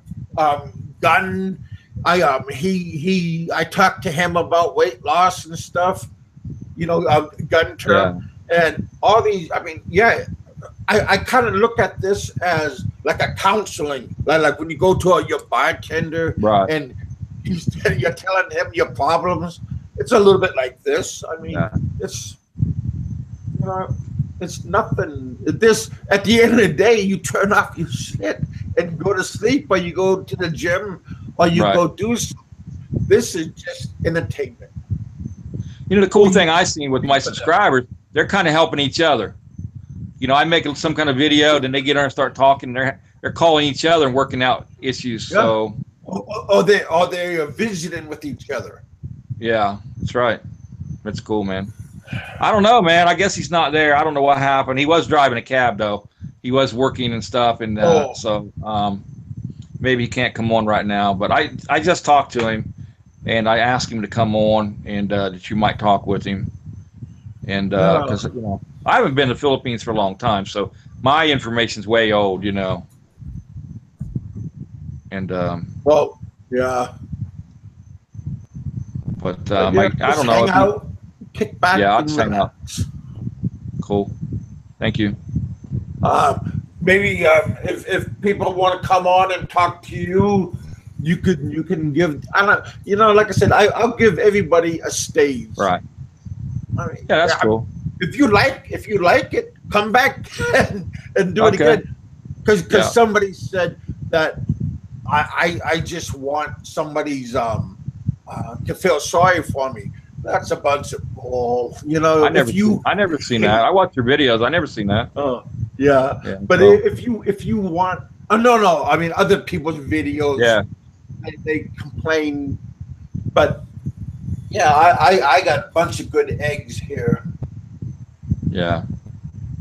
Well, I'm surprised about some of the quality of people that's coming to my channel. I mean, these guys are intelligent. They're legitimate. They've got, you know, issues that are real. And so I'm really just amazed what I kind of stumbled into, you know. I thought everybody just tell me, well, who cares? And nobody would even open my YouTube, you know. And I'm really amazed. I can't even believe it. So I'm on almost all the time.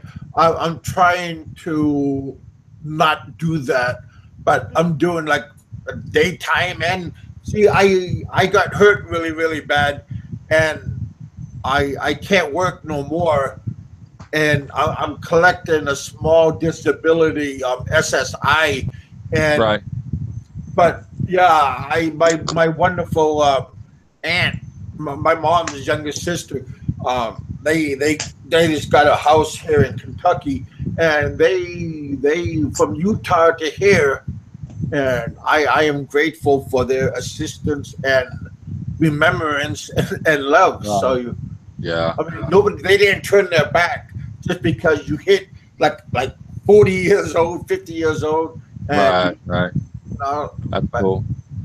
Yeah. Yeah, that's wonderful, man. I mean, not that you got hurt, but wonderful that you got somebody like that. Yeah, well, they're giving me support, like taking me to the doctor and giving me some time to get my meds and everything. And I just got, like I said, I just got approved for my medical and stuff. Were you a veteran or anything like that? Did you go to VA? Oh yeah. No, I just, like I said, I just came back and I applied for my disability the first time, and I got denied, and then I just got it. I filed again February, and they approved me like in 1 month.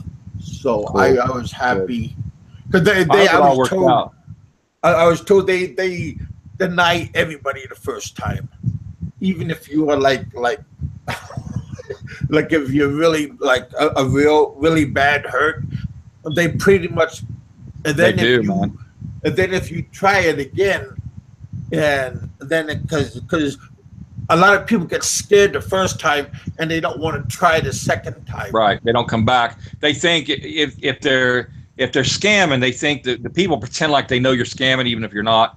So then they don't come back if they're more of the scammers drop out. Oh. I went through that too. I went through some stuff like that. So I seen that. You got a lot of hoops to jump through the first time. Yeah.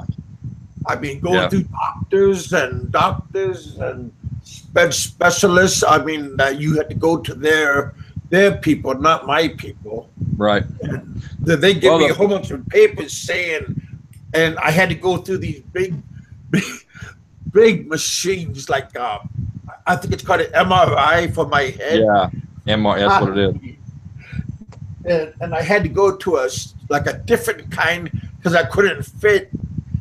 I couldn't fit, so they start taking things off of the slider, and they brought it to the bare minimum for I could go inside of it. And I had to put my hands over my head, my arms over my head, so I could slide through there because my shoulders were so big. And then they give I'm claustrophobic, and they put this like a bean bag with lilac oil on it to soothe me, and then they also give me a couple of Valium to calm me down. So yeah, it was a lot of work. Hey, that's crazy, man. I got a question for you. What happens if you or I get a flight somewhere? Will they take us on an airplane, or were they just like, hey, you guys are too big? Because when I was 285 pounds back in the day when I was in the military, I could barely fit in those seats. So yeah, they all I asked for a seatbelt is make the seatbelt longer. But now that I've been I'm on this medication that's helping me lose weight and all this stuff, so I'm losing quite a bit of weight right now. Good.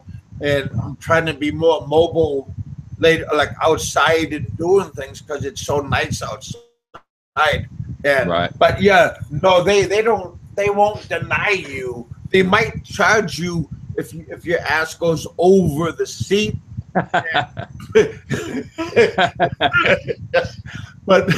they might charge, honest to goodness, because if you lift up that armrest and somebody else is sitting there, they might charge you. But if somebody else is sitting there and the plane's not loaded, they'll ask the guy next to you if they want to move. Yeah. But yeah, I was curious about that because I haven't been on a plane for years, I was wondering, man. That's a good answer. I appreciate that. But hilarious, like I said, I mean, if you want to know stuff, you could ask, or you could talk to one of these, like Heminger. These guys, a lot of these people, even my friend Donna, all these people know a lot of stuff. Yeah. Well, I'm just coming out of this marriage, so I'm just like bored out of my mind, man, raising my kids, just sitting here vegetating, nothing to do. And yeah, I stumbled into Filipinos again by accident. I was on Facebook. I didn't have a Facebook until I got divorced all of these years. So I'm just now stumbling. My kids hate the fact that I'm on YouTube, of course, and I don't know, So well, sometimes YouTube could be like a counseling thing. It is. It is. Instead of paying like buku bucks to a shrink, right? You just talk to these people. Yeah, get all angry out. Those motherfuckers. Yeah. Well, you find out that your story is not as bad as some of these other guys. Yeah, I seen that too, man. Yeah. So yeah, some of them make me feel pretty lucky, actually. Yeah, exactly. Especially when they start complaining and everything, and then you go, "Wow!" And I thought I had it bad. Well, when I was married, my wife had a Filipino friend that they sold their house and moved to the Philippines, and that dude, he had 40,000 they kept, and they took it to the Philippines, I guess, from the story I heard.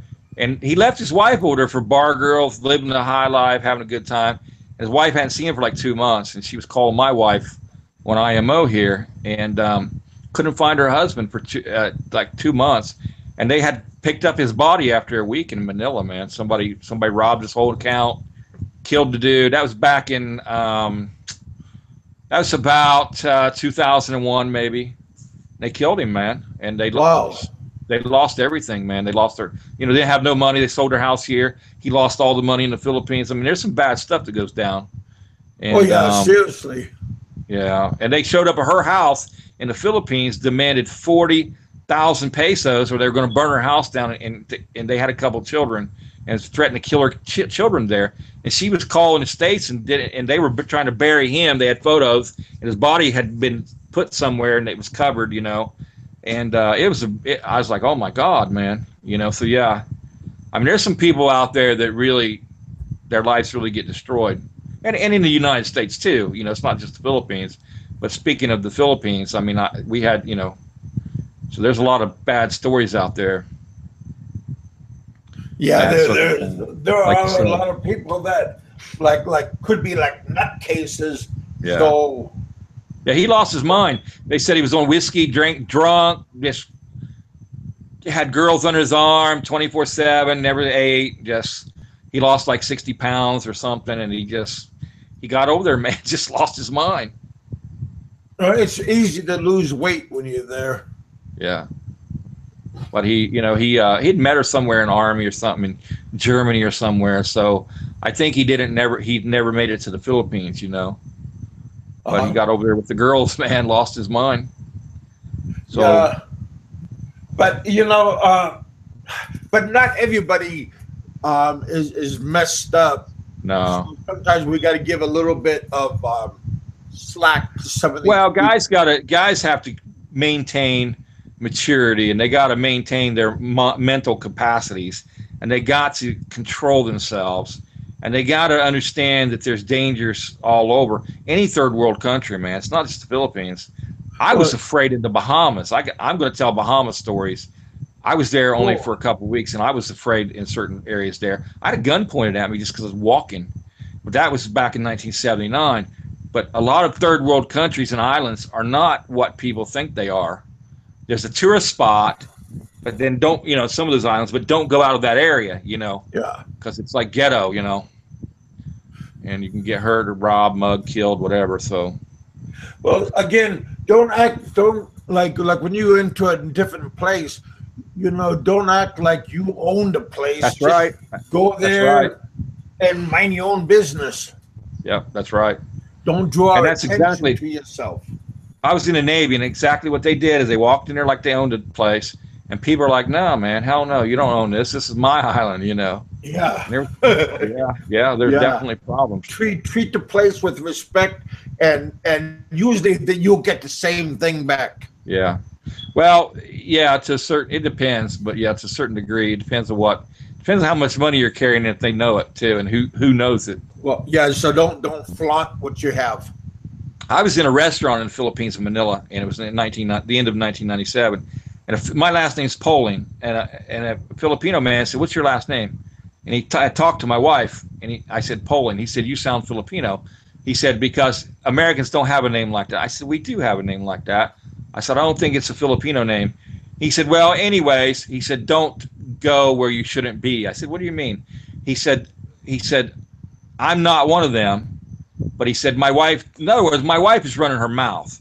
He said, "My wife were telling me you got a large sum of money on you."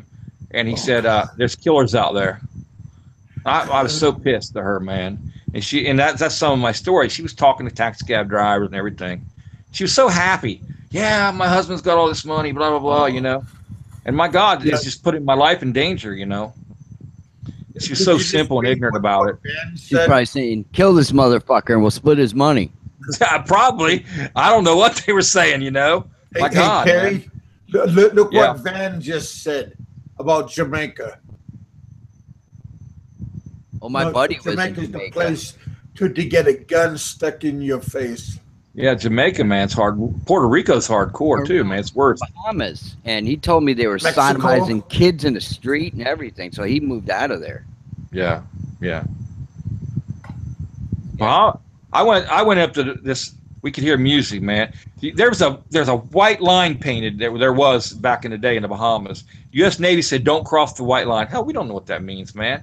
We're hitting all the bars, getting drinking, talking to the girls. Who gives a shit? You know, you're 19, 20 years old, man. Nobody cares, man. Give me another drink. So we hear music. This place called the Piano Club. We can hear this music just blasting. And we go to this alley. It's in an alley, and there's no door. It says the Piano Club. And I got 3 guys with me. There's 4 of us. And we're like kicking the wall, and this door pops open, and the stairs go like straight up. They're like only 6-inch steps, and they go straight up almost.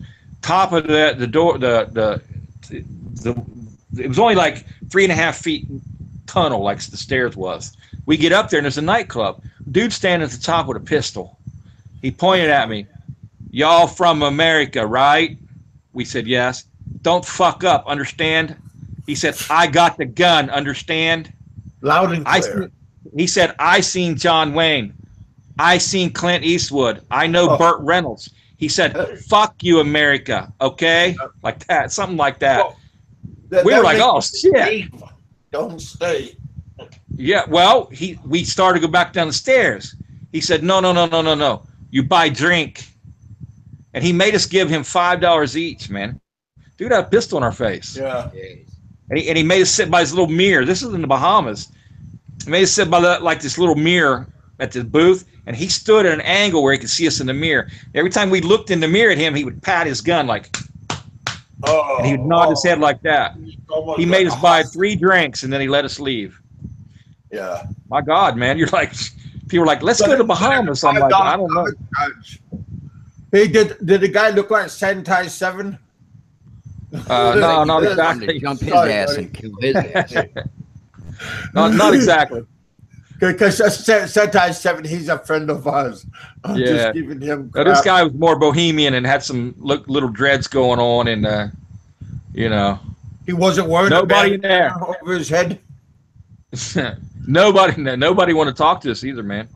He said Americans, and he would point at us, and everybody put their head down like this. I mean, they freaking hated Americans, man. I don't know what the. I they don't like know. the money, though. They didn't even try to get money. He just made us drink and made us sit there. He wouldn't let us get up. Wouldn't let us get up. One guy's like, I'm gonna go take a piss. I said, I don't think it's a good idea. Dude stood up, and the guy pat his gun and goes, and he points and made him sit back down like a little boy. I was like, oh shit. See, you know, he's got a gun sitting over. We're like, damn. He's in the doorway. This thing's like a tunnel. They could shoot right down the tunnel and kill us or something. There's no way out, man. It's like, oh crap. Yeah. We were thinking, man, we got to grab the gun or something and get the hell out of here. But he finally said, you can leave now. You know, and he let us leave, man, after like an hour. Hell yeah. I don't know, man. But that sold me on not going to the Bahamas again. I don't know. Well, I want to go to Nassau. Yeah, I was in Nassau. That's where we went over to Paradise Island, over to Gamma Casino and everything. You walk across that bridge, there's a line painted. There's little kids there, and you got to pay like $10 to walk across that line that goes to the bridge. It's ocean underneath it, about maybe 500 yards or something, and you got to pay to get across that line. And what happens is those kids will not leave you alone until you give them a coin. And they got like a bread sack, a canvas or like made out of skin or something. It's like about the size of a bread sack. They have it in their pants. They wear baggy pants. They got it clear full of coins, man. I mean, they'll fight each other. You got to. I mean, they're loaded with money, man. And they catch the tourists coming from there. You can only walk there. When I was there, you couldn't. It was a walkway, and it was about 15 feet wide. The bridge was, and you had to pay to cross that line. And when we got to the casino, there's 2 guys at the front door with machine guns. And they had long coats, and we were off the ship. They flipped their coat open and let us see the little, it looked like this little 45 ACP with a drum is exactly what it looked like. Oh, I don't know. They had a donut? Yeah, they had it in their coat. It's too big. They're like 7 feet tall, man, bohemian dudes. They flipped that thing right there because we were off the ship, you know. Everybody's talking shit and drunk, you know. They flipped that. We're like, oh, fuck, we're sober now, man. Yeah. And he said, go in. And then we had to pay to get in the door. I mean, they just hit us for everything, man. And I actually put a quarter in and won $125 for the quarters. And some chick come and stuck her hand in and grabbed a handful of them and ran off. But I filled both my socks and my pants. I took my shirt off, and they're all trying to get my quarters, man. But I just put one quarter in. I got lucky that night, but I would never go back there. I mean, I don't know. They were open doors for people. They're nice. Thank you, sir. But they showed us the machine guns. It's like, don't fuck up, American. Yeah. That was their message, man. Everywhere I went, I was like, damn. But we were sailors, and we had that reputation, you know. Yeah. Dirty ass, drunken sailors. Here they come, you know. I guess. Yeah. Well, that was pretty interesting. Any port in a storm. Yeah, I just didn't want to go back, you know. Like shit. My father was a sailor. Yeah. Sodas were $1.50 then. That was 1979. Sodas were $1.50 out of the machine. Wow. Yeah, $1.50 U.S. money. And you had to put, you know, like $2 in, and you get, you know, like now you get 250 cents back or whatever. Same thing, man. The U.S. currency. Who's this bozo? Hey, there's Michael Valdez. Yeah. Is this the guy you're talking about? Who's that? Michael Valdez. Yeah. Yeah, Michael Valdez. And when did you start talking to him? He came to my channel like a month ago or something. Oh, okay. Yeah. Is he there or something? You see him? Yeah, he's in the live chat. Yeah, he said, I lived in Ilo for 13 years. Yeah. Yeah, I guess he's been going there since 1997. Yeah, I don't know if you want to hear a story. You know, he's got this story, and he's been telling me. I don't live in the Philippines. So I don't know the people or anything. And well, I'll give him, why not? I'll give him a chance. Yeah, I mean, it's up to you, Kevin, you know. But, yeah. His wife's there, you know. He's got kids there and stuff, so. Okay. Hey, Michael, if you want to hop on that link that I just put out, and you can come on and I think I'm bouncing out of here. Have a good night, everybody. All right, see you later. I hear music outside my door. I don't know what's up. I'm going to walk out. It's going to get dark here for a minute, but. All right. I'm still in line. There's been a lot of things broken into around here, man. Somebody broke into my garage, so I got to keep an eye out.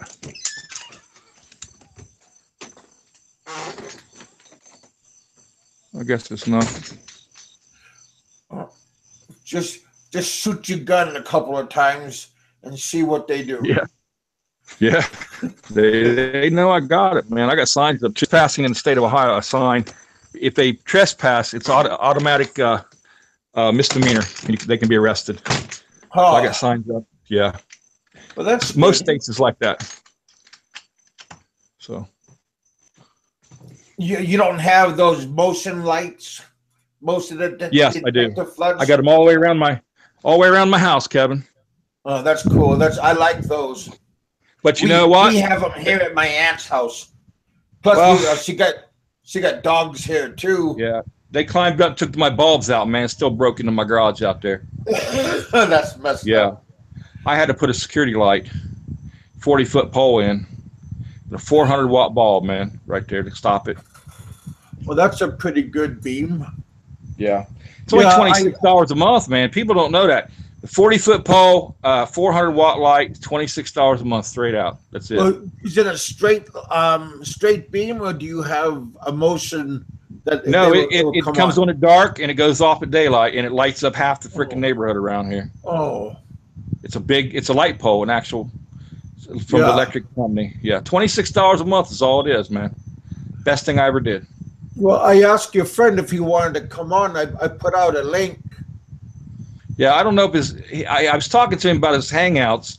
He said he didn't know if he could get into them or something. I don't know if that's a problem, or if you have to reapply. I don't know how that works.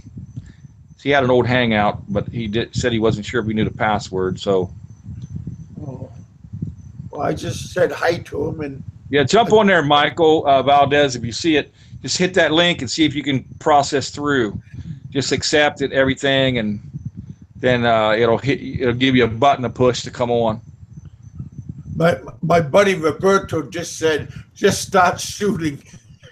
I'm telling you. Yeah, you know these cops here, though, man. You can't do anything. I don't know. I don't even want to talk about them. They might be watching me. My God, they don't help much. He's a private eye, and he works with credit card fraud. He's a Filipino Samoan American. Oh, that's cool. He's a big ass looking man. He's my age. Him and I are the same age.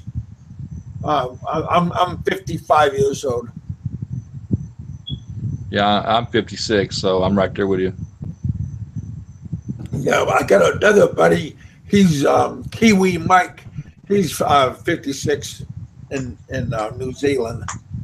Yeah. Richard, my buddy that just left with the guitar, he's 57. So a lot of these I don't know. I guess Mike can't get on. I don't know what's up, man. I guess he can't get on. I don't know, Kevin. You could. Hey, let him know what's going on, Mike. Leave a comment there, brother. Yeah. Okay. Mike, here you talking to me? I just here's my link. My wife told me to go by the name John Kerry, and worked for what the heck medical. Now he worked with Mike Philippine. Oh man, what is this now? Jim Philippine. Kevin, take me off. Yeah, he's got some kind of story, man. I don't know what's up with all that.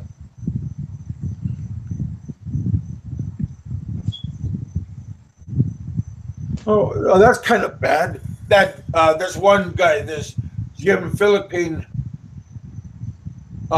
He says, "Take me off blacklist," and then he calls me an asshole. Mm. I'm saying a-hole. Same thing, Yeah. I think. I don't know anything about him, so. Yeah, well, he's mad because I have Dana, my Philippine lady friend, that's here in the U.S. She comes on my show. I go on her show, and she's very modernized lady, and he doesn't like her because she's boisterous, and yeah, he unsubscribed me because he doesn't like the people that I have on my show. So he left me, and now he want to come back. I don't know. Yeah, I don't know, man. Hey. That's all up to you. You know, that's your choice. Yeah. I mean, yeah. I'm like you. I don't like the drama, though. You know, so that's up to you. But yeah, if people are cool, then they're cool. If they're not, then they're not. You know. Yeah, but she's my friend, so you know you got to give people respect when you're on my show. Yeah. If she's on your show, then that's cool. Then you can judge somebody. But when they're on my show, and you got to give everybody respect, or I can't have you on my show, brother. Right. That's it. I'm with you, man. That's right.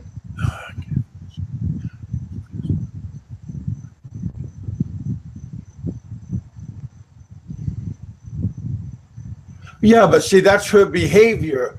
And I mean, like I said, yeah, if she's on your show, you know, you can block her, you can tar and feather her. But if she's on my show and I'm working for her because she's my Patreon, one of my biggest Patreons. Right. And I'm not gonna. I mean, I don't care about the money, but see, these people, a lot of these people is paying me, giving me money on my Patreon fund, and I'm working for them because they're paying me. Well, you know, you got a show to run. It's your livelihood. Yeah, man. You know, you cannot let people control you. See, that's what they did. They can't jump on my channel, telling me who I was allowed to like and who I wasn't allowed to like, and you got to do this and you can't do that, and Peter Bandever made some comments. I was like, okay, what's up? Don't be talking to asshole or saying stuff to me like that. I said, wait a minute, this is my channel. I'm just like you. Wait, this is my channel. You can't come to my channel and tell me what I'm supposed to think.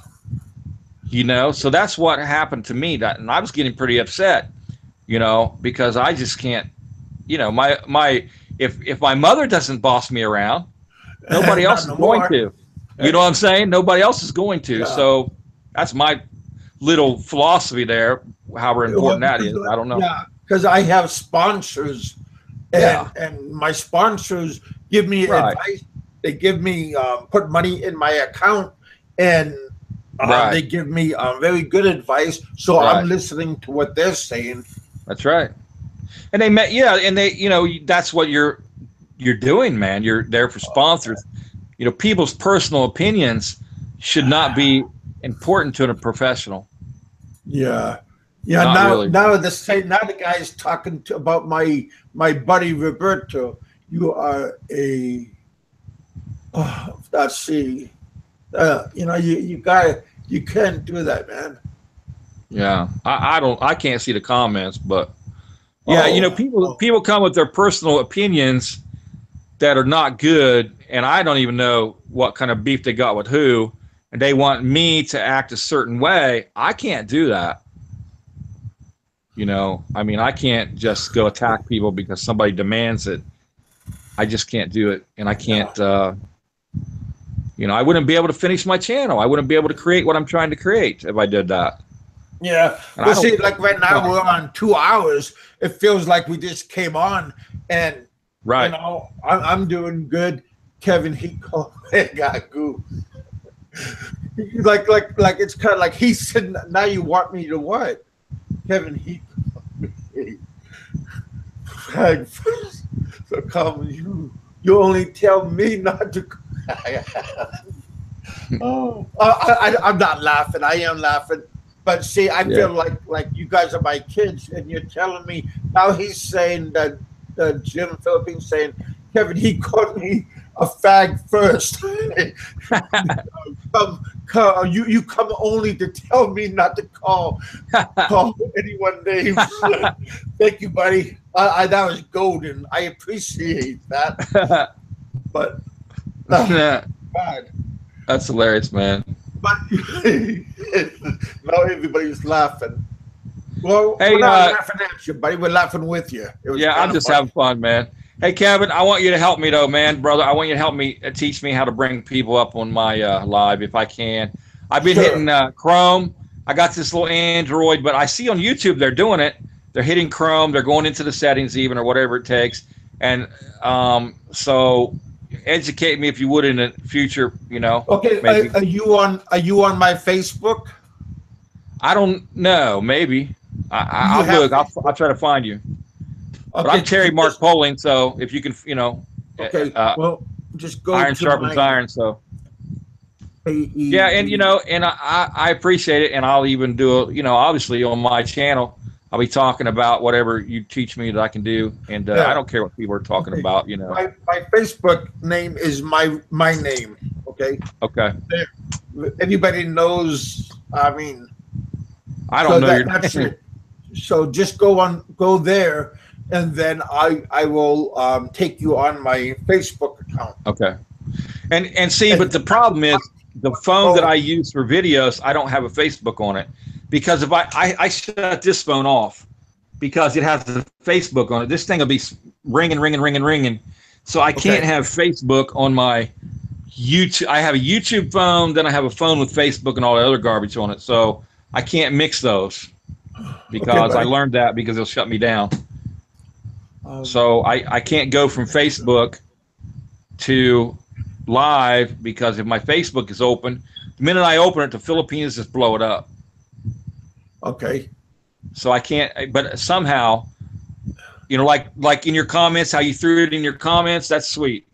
Because I could start a live, maybe throw it in my comments if I could pull people up that way. Yeah, that'd be the way to do it. Yeah, like you did it.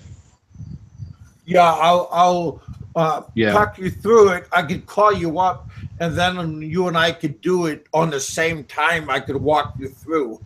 Okay, cool, man. Yeah. I showed, all right, man. I showed Dana how to do it, done it, and all these people. So yeah, that's pretty cool. I mean, anything you want to, I'm willing to learn, man. So, and I appreciate you. I appreciate you coming to my channel. I appreciate your input there, and you're bringing your people. I talked to some of your people there, and I'm going to sign off, but my phone's getting low, the battery. But sure. I'm going to sign off, man, and I appreciate you, brother. So, well, do you have a laptop? I do, but computer? The stupidest thing is, and I don't know how this is possible, and don't ask. It's a new laptop. It's only a couple months old. When I pull up, I can go and type in the YouTube address, go clean, restart the computer, and it comes up. And when the page for YouTube comes up, it's literally, the view is that big. I can't see my hand. It's literally that big on the page. I can't even see it, and I don't know how it could. I can see if the page shrunk down, but I don't know how the YouTube stays that size. Nothing else is like that. AT&T? Nothing works, man. I've tried all kinds of different Wi-Fi and everything, and nothing works on that. And nothing changes that page. I can get rid of the page and start over and shut the computer off, and I talk to people that are on a computer all day, every day. They said, they looked at it, they said, it's freaking impossible, but it is how it is. And I don't know, I got the battery out of it right now, and I'm going to leave it out for about a week and then try to reboot the whole thing or something. I don't know what to do. But I just hate to go buy another computer right now until I work through that problem. Well, but I like my phone. Are you there? Do you have a Best Buy in your town? Yeah, no. It's in Columbus, about 2 hours from me. Oh, but I like my phone. I'm on my phone right now with you, so what's going on now, I just need to reverse it. I need to, when I do live, I just need to pull some people up. Okay. So it's just, I think that we could work it out. Yeah. I'm taking it step by step. I just figured out the monetization and the AdSense and all that. I've just been working, and I learned how to do it with an Android, so that's freaking amazing for me. Okay. Right now we're having a piston war on my channel. Uh-oh. Yeah, I don't want to get into politics, man. I just want to look like to be as cool as I can with everybody that wants to be, straight and cool with me, but I don't want to get into the... And you can tell me all about it, but I just won't get involved with it, Yeah. And it's nice to know, have a heads up and know what's up, but I just don't want to get into it. And yeah. They tried to bring it to me. Everybody tried to bring their issues to me and get me to do a video about this one or that one, and I refuse to do it, man. I mean, they hit me hard, the first couple of weeks. Yeah. Jim Philippines, you got to be cool to my my followers and my friends. If you're not, I will take you off. I'll block you from my show. So you got to be cool. I mean, if you like my show before, and you got to keep liking it. If you're not, I will dismiss you. I mean, I don't want to block nobody, but these people here are my friends, and you got to respect me, and you got to respect my friends. Brother, I got 38 people I blocked already. I'm telling you, man. I counted the other night. I got 38. I blocked. But but when you block them, they could come back to life. Come back as somebody else. Yeah, I know. Yeah, and most people have several channels, from what I understand, or names. So. But. Oh, God. Okay, now Kevin. What the hell? Everyone is being an asshole. I'm the only nice guy here. Everywhere assholes. I'm not of here. Oh God, bye. All right. Sorry that. Yeah, Jim, you have a good night, buddy. And sorry things are not working good for you, but just try to play nice with everybody. if you don't like their politics, well, don't listen to it. Okay. So if you want to go, I'm sorry that things are not working out, but I got people here that I have to look out for because they're looking out for me, and they're my friends. So you got to be cool. Next one, I got to get rid of you.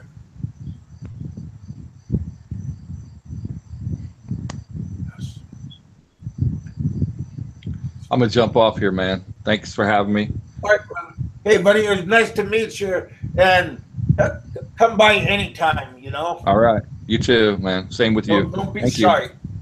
All right, I won't. Give me a hookup on my Facebook, and Okay. I'll take you on. I'll try to find you. Thank you. All right, buddy.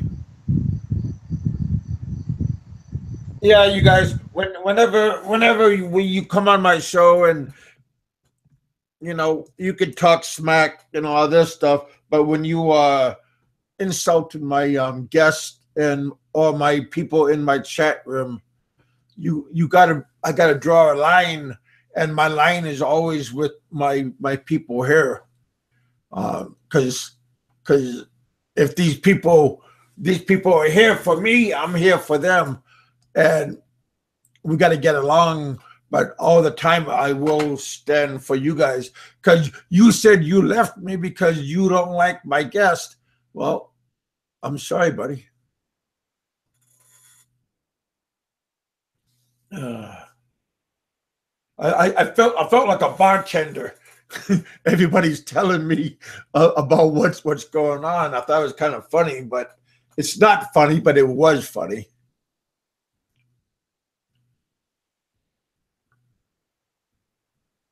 Yeah.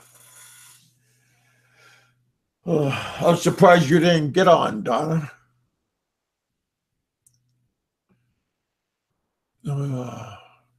Yeah, I had a very good day, you guys. Pretty interesting day. I meet people, I talk to people. You know, that's what's the name of the game is accepting everybody. If you're not a Tom Cruise lookalike, that's okay. I mean, you know, you got teeth missing. I got teeth missing. My clothes are not the greatest. You know, you just got to roll with the punches.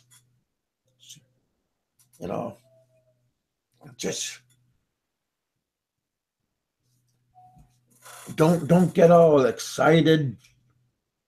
Just have a good time. Yep. Hey, Kevin, can you hear me? Hey, buddy, I can hear you. Yeah, I've been having problems with my freaking speakers, man. Oh. But I can hear you good right now. Yeah, I had to reboot my phone. And so now everything's back to normal.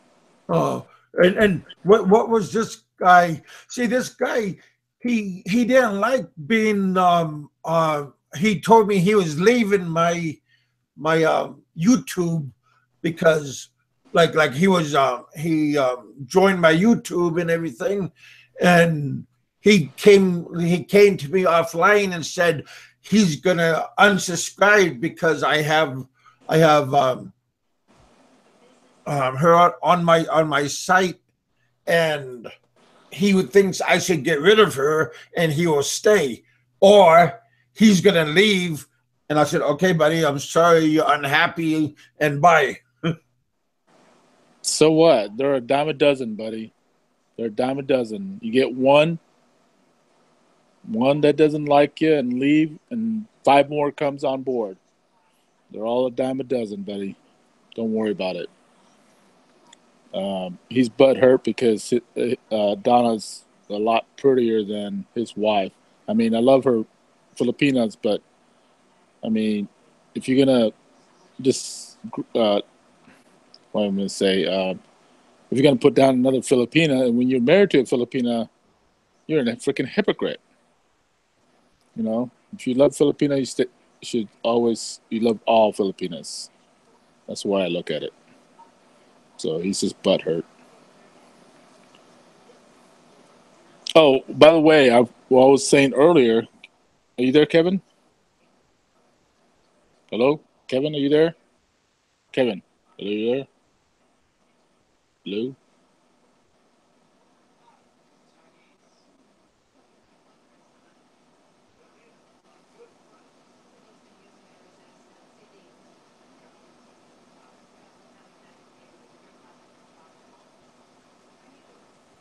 Can anyone hear me? Hello? In the chat room, can you hear me?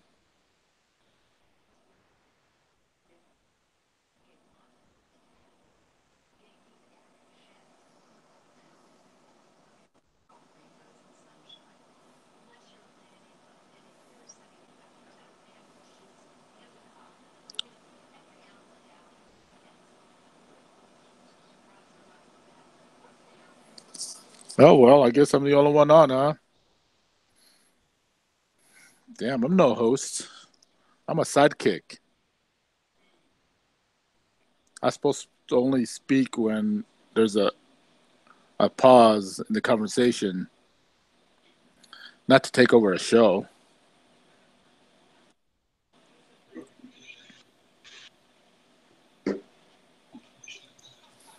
Hey, Roberto, I hear you just fine. All right. Who's this? This is Fred here. Oh, Fred, hey.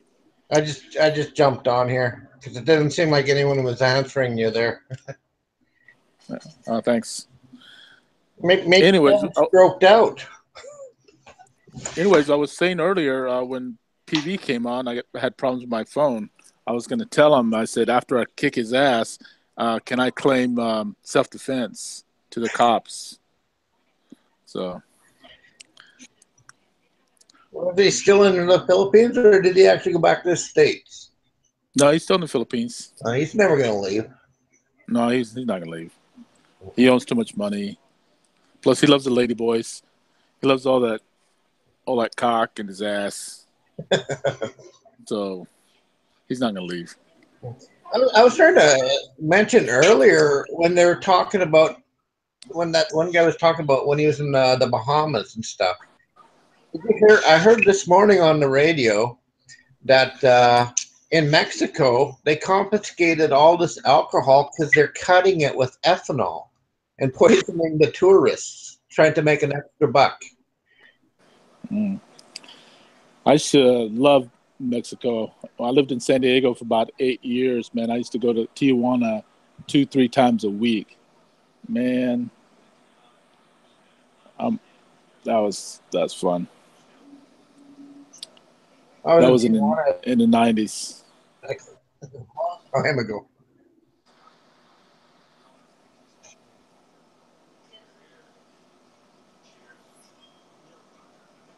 What happened to Kevin?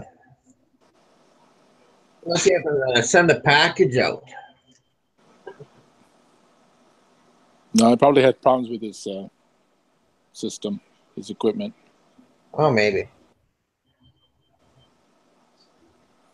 I don't get onto the live chat here very often. And then Kevin's having a show sometimes early. Oh, so it looks like, Fred, you have a Filipina. Are you in the Philippines now? No, I'm in Canada here, in Vancouver. I was just there last March. Hey, guys. Kevin. I thought I lost you guys. I had to reboot, and I had to backtrack everything, and you guys are still here, so that's good. Did I miss anything? Oh, I thought you had to send a package out. No. I got a package in the mail today. My razor, but no. Everything is good right now. So how are you guys doing? I'm doing good. Roberto, did you get your speaker going? Yeah, finally. I'm gonna turn my phone in. I have a 6 Plus, and I don't want to get a 7. I'm gonna wait till the 8 comes out in October. Okay. October, November. So, and I'm trying to keep this phone working so I can turn it in because my contract is up, but you have to turn in your phone to use one, and you continue contract. And are you talking with Apple? Yeah, I'm with Apple. Yeah. Well, I figured they would give I you work a for Apple, deal so I have to be with for you working with them. Oh no, but that doesn't work that way. Because y'all would get a tablet. Oh, okay. No, it doesn't work that way. And how are you doing, Fred? I'm doing pretty good. I've been working pretty hard the last few weeks here. And where are you located at? I'm in Vancouver, White Rock. Yeah. I'm the boat builder. Yeah, I know. But I just wanted everybody else, because everybody might not know you, so I want everybody to see how you are. Yeah, no, that's fine. No, I'm in Vancouver here in Canada, and I build boats for a living, like like the Zodiac boats. Yep. We build ribbed inflatables. Yep. We're our own company, and right now we got 6 boats on the go here. Cool. Is your wife with you? Is your Filipino wife with you? No, she's in the Philippines right now. This is a fiance. I think she's a little bit mad at me right now, so. Oh. I think I'm getting the tempo treatment here because she couldn't get her way last night. So. Yeah, that kind of sad because they do that too, man. Oh, I understand it, but you know what? They can't always get their way. Yeah. I had that happen to me. Yeah, you got to put your foot down sometimes. Like I kind of give her an allowance every couple of weeks, and she decided she needed more money, and I said no. Yeah, you got to be careful, buddy. And I'm thinking about, you know what? Her sister works. She's my fiance's a stay-home mom, and she makes it for me giving her money than her sister does. So, and I know what she does with it, but you know, I work for a living. Child? Pardon? Did you say your fiance has a child? Yeah, it's not mine, but okay. Wow, you're a good man. Well, I try to be. Yeah, because I mean, some people would shy away from that. Well, I'm a widower. I'm a single father here in Canada, so. Okay. Cool, man. I lost my wife about 6-7 years ago now. I apologize for that. Did she pass away, or you just... She passed away. She got cancer. She was 34, 35 when it happened, so. Okay.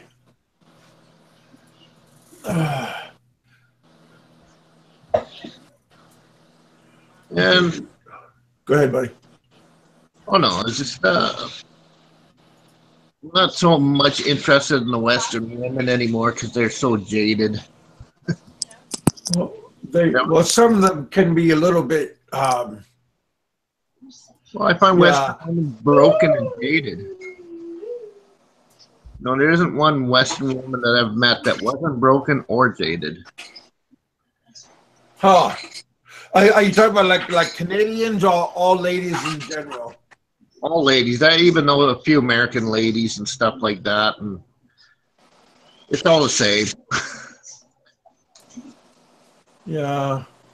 Well, I mean, yeah, everybody has a different, what do you call it, outlooks, and sometimes we click, and sometimes it's hard to find somebody to click with. Yeah, that's so true. But when you find somebody that you click with, keep her. Because like I said, there's sometimes there are not that many that you can find. Randall, no, the fires are still going, but I think they're a little more on control. Because we got a lot of forest fires out in the interior here. Oh.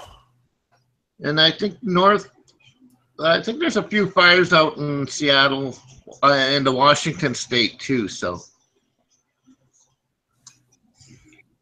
Yeah, fire season should be almost over by now because of the rainy season coming around. Yeah, but it's been very dry here and very hot. And we've had over almost 200 forest fires in the interior, big ones. Yeah, that's pretty bad. Yeah. When I was in Alaska, there was a lot of forest fires all the time because of lightning strikes. Well, that's most of them out here from the lightning strikes too, and actually this year there's quite a few are man-made. Oh yeah, those pyros are nuts. They're not very. They should be locked up and put away in a hole.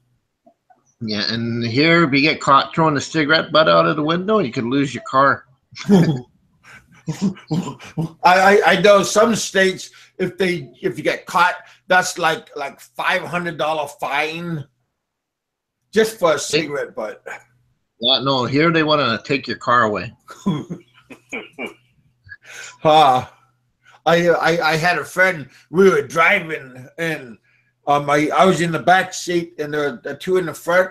And my buddy, the passenger in the front, he threw out a cigarette butt. And it went right into the back seat with you, eh?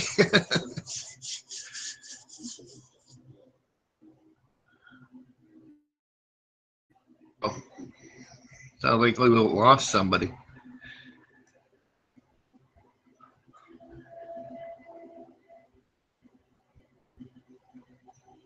Am I the only one here?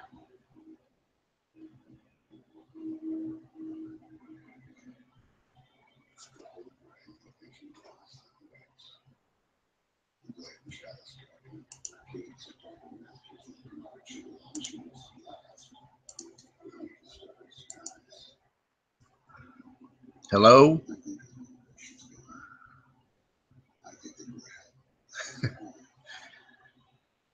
Well, I think the RCMP get involved with that one if you throw the wife out the car.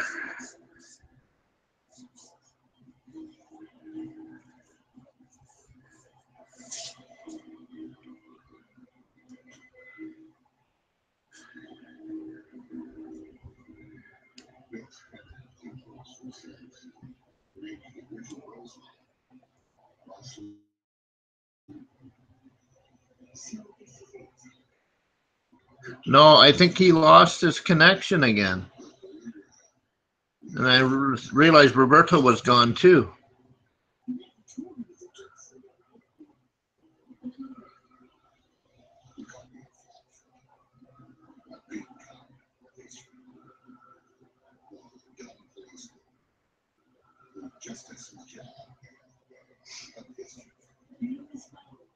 So anyone want to buy a boat?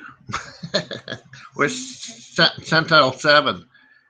I'll sell him a better boat than that big canoe he is buying.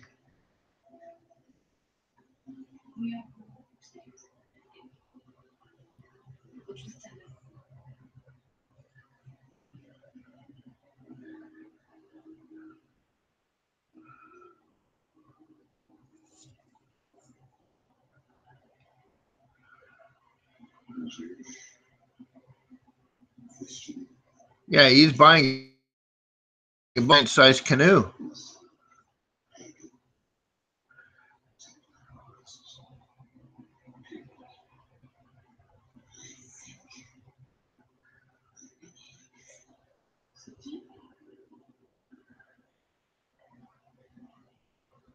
$16-foot ribbed. You're looking over 10 grand.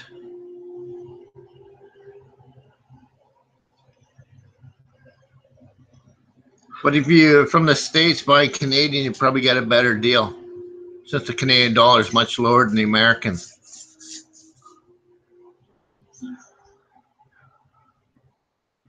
But if you, oh, there's Kevin. Welcome back, Kevin. Maybe.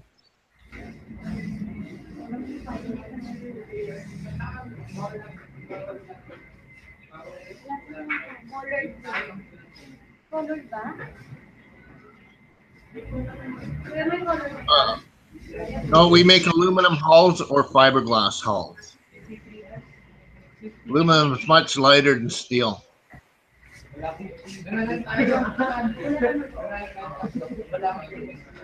out the site with Polaris Inflatables. There's a few pictures on the site of the boats we build.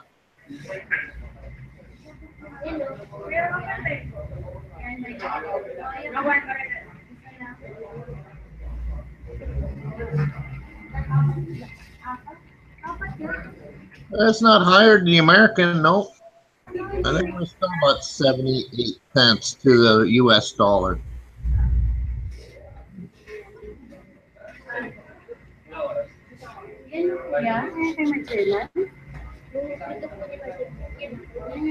There. What's up?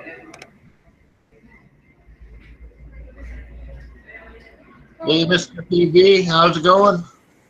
What's up, man? I'm doing pretty good. I don't think I know you, man. I'm trying to figure where I know you. I don't know if do you have a channel? Pardon? Do you have a channel?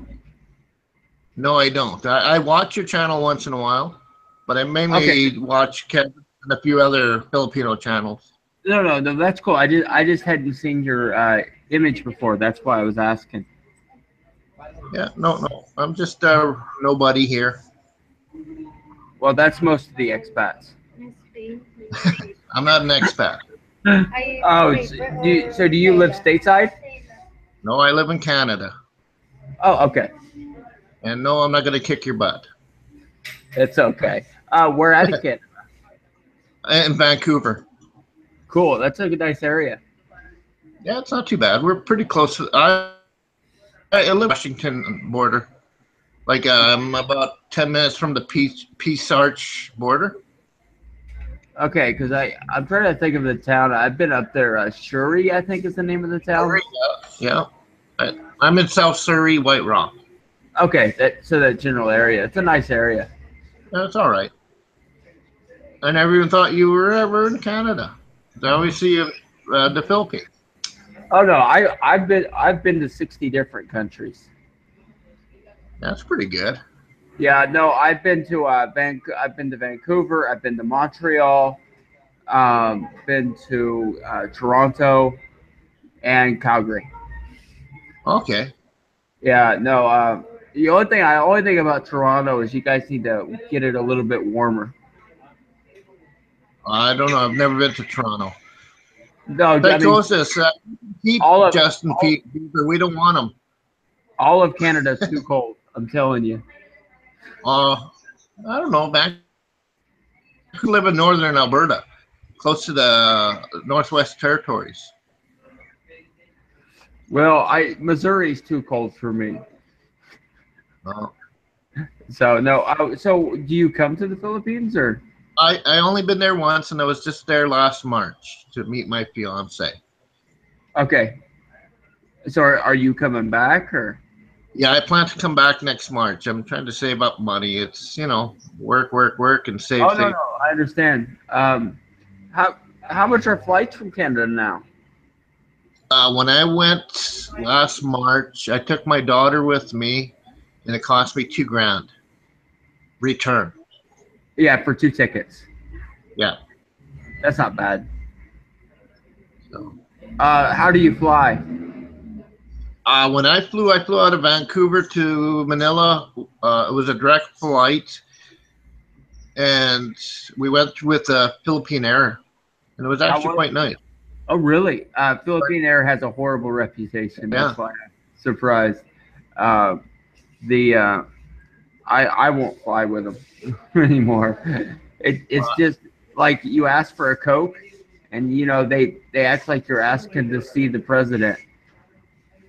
I don't know. Our service was pretty good, so They may have improved. They may have improved, but it was the last time I flew it. It was just like horrendously bad. Would I fly over? Well, I fly American, but that's because I get nixed. I pay hardly anything for the flights. yeah. But you get better flights from the U.S. to the Philippines than we do here. We pay an arm and a leg almost. Yeah, but can't you jump down to Seattle? Yeah, we can do that too. But then you got to remember, the U.S. dollar is much higher than the Canadian dollar, so we got to pay the difference. Yeah, no, I would just think that you would get better flights out of Seattle. That's why I was asking.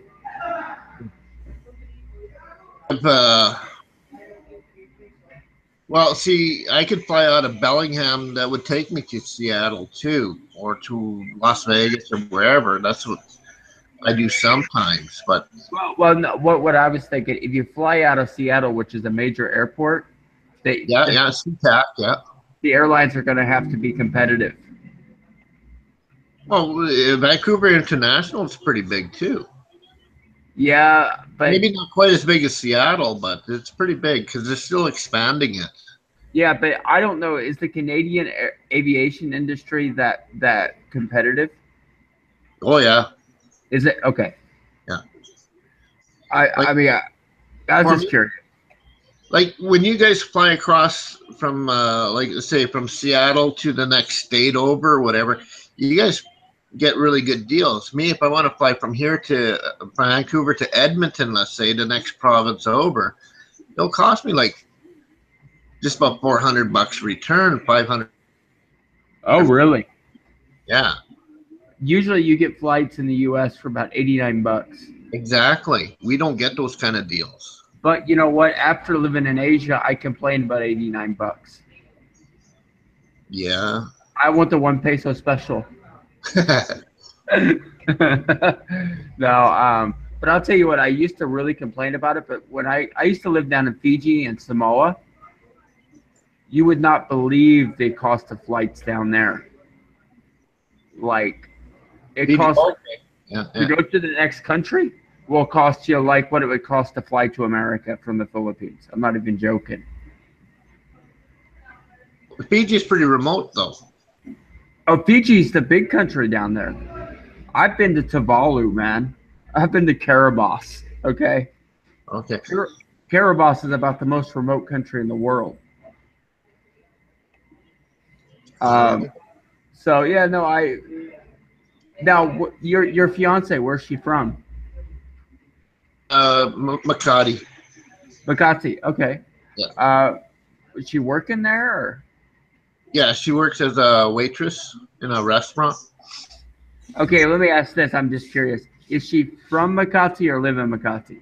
She's from Makati. Do you know where she's originally from? Makati. No. What I mean by that, nobody's originally from Makati. Oh no, I don't know exactly what region she's from. Yeah. Like I know her parents are separated, and her mom lives in the province just outside of Angeles City or something like that. So Pampanga. Okay. That's probably where her roots are. She lived with her dad and her sister and her brothers. So. Okay. Yeah, no, I was just curious. And she's working in a restaurant in Makati? Yeah. In the Greenbelt area there? Yeah. No, that's a nice area. That's a good job, I would think. Peter. What's up? Hey, it's me. I just wanted to say hi. What's up? Oh, you're a human. Wait, I thought you were me, man. I thought everyone said that we were the same person. Are we using like some sort of an echo machine? Or? I think it's sorcery. Yeah, it must be a CIA operation according to JLB. I just wanted to drop by and say hi, Peter. See you, bro. Yeah, I'll take it easy.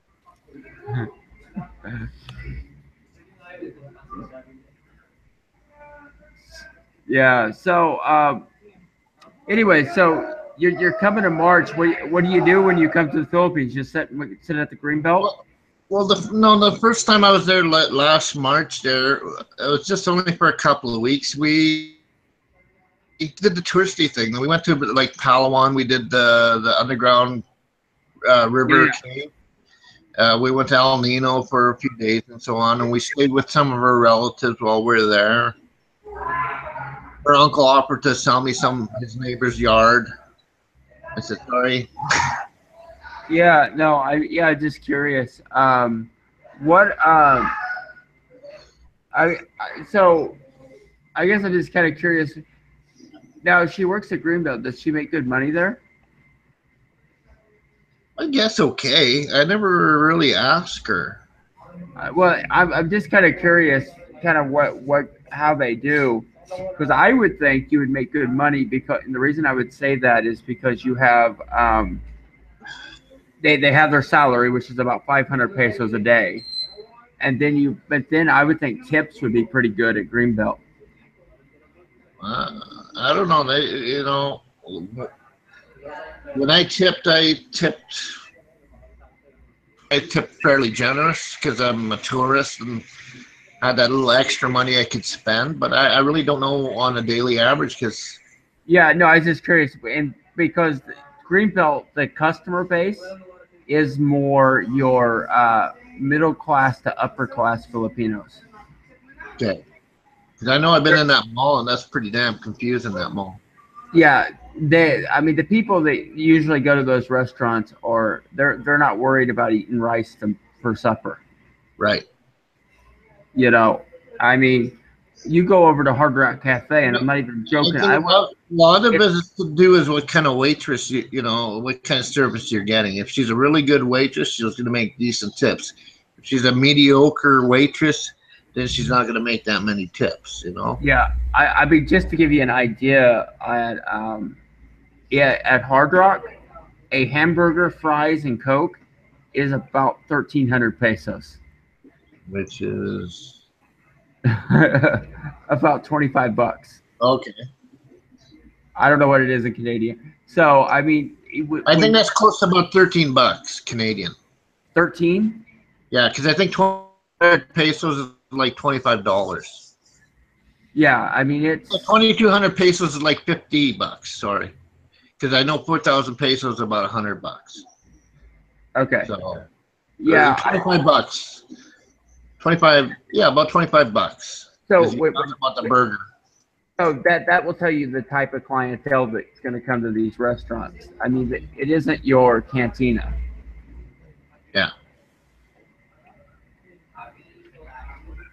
I mean, so yeah, I was just curious how because I would think being a waitress at a lot of these restaurants would be hard. But I would think they would do pretty decent there. It's $31 Canadian. Okay. I mean, I don't know about you, but I wouldn't consider that a cheap meal. No, it's not. Like I used to work in the food industry for years, and I used to run the kitchen, and I used to tell the servers, you got to treat. Being a server, you have to treat it as your own personal business in order to make those tips. If you're just going to be standing around with the thumb up the ass, don't expect any tips. Yeah, I mean, when people, especially in a place like the Philippines, are dropping $30 on a meal, they expect pretty good service. Yeah. Those are the ones the expendable cash, yeah. I mean, I used to go to a Hard Rock a lot. I went to Hard Rock, but I used to go to Fridays a lot. But that was all. It's because it's hard to get a good hamburger in this country. Yeah, I don't see much beef out there. Well, they have a lot of it, but it's all local stuff, and it's all just low grade. Now I don't know about Canada, but I like the U.S. beef. I just think it tastes a hell of a lot better than the Filipino stuff. Well, from the cows I've seen in the pictures and the videos, they look pretty thin. The Carabao's looking better than the cows. Yeah, I mean it's. But I will tell you what is good to eat here for meat is the alligator. Yeah, I tried crocodile when I was in the. Yeah, crocodile. Yeah, crocodile. Now, when you had crocodile, what'd you have? Did you have the sissy or did you have the grill? The sissy. Okay.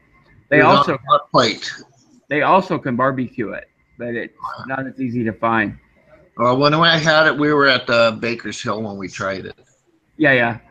I don't know if you know my background, but I'm from Kansas City. I know a little bit about you, and I know about the rumors and what people say about you. Yeah, but I could care less about that. But what I was saying, I'm from Kansas City, so when it comes to barbecue, I'm a little strict. I'm a purist when it comes to barbecue. Yeah, no, like I say, I'm not going to judge you, because I don't know you, and I can't go by what other people say. You know what? I'll tell you what. I'm actually thankful they do that, and I'll tell you why. I don't have to promote my channel. They promote it for me. That's true. And, they're my PR department, and I don't pay anything for them. So, yeah. I mean, sometimes they get out of control. And there's a couple of situations I'm dealing with right now that are completely out of control.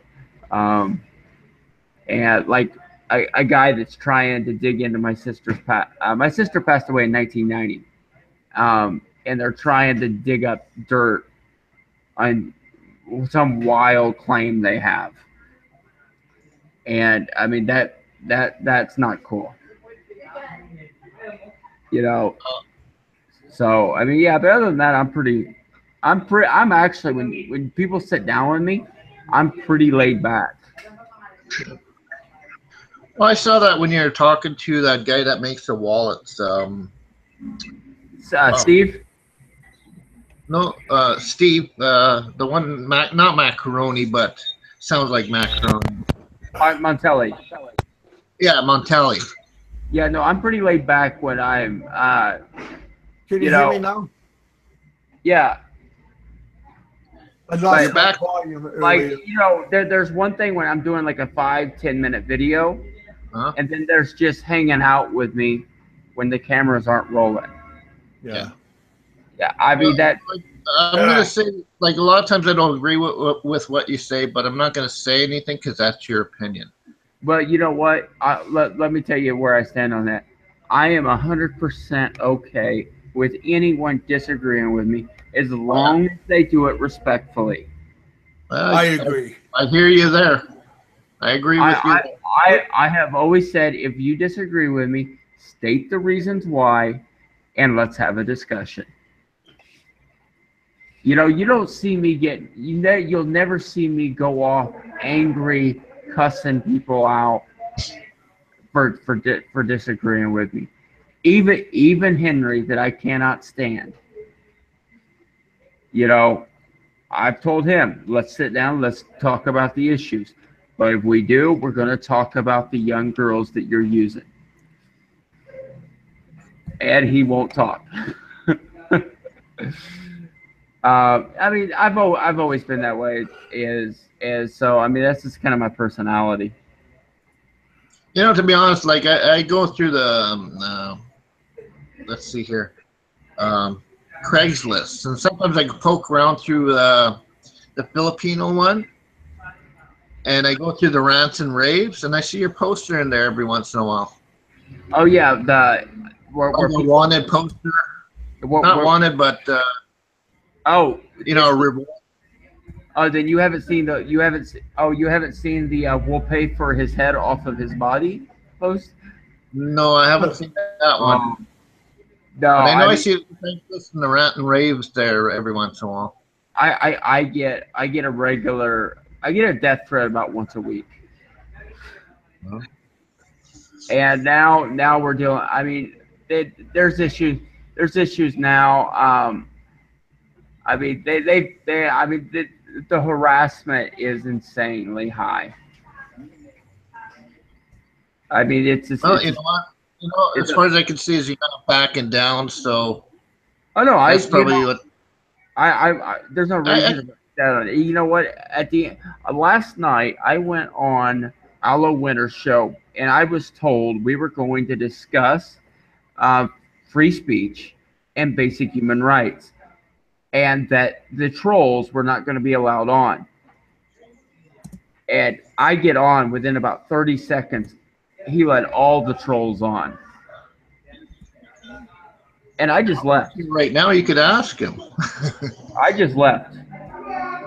Yeah, no, you know what? I don't think you'll ever get rid of the trolls. Well, no, you can't get rid of them, but they don't need to have voice. They don't need to be able to get on there and call people names and harass people and heckle. When I came on to have a legit conversation, and it was all over. Aloe asked me what my views on homosexuality was, and I said, as a Christian, I believe homosexuality is wrong, and it's between a man and a woman, and they went nuts. Well, I believe that too. They went nuts on me.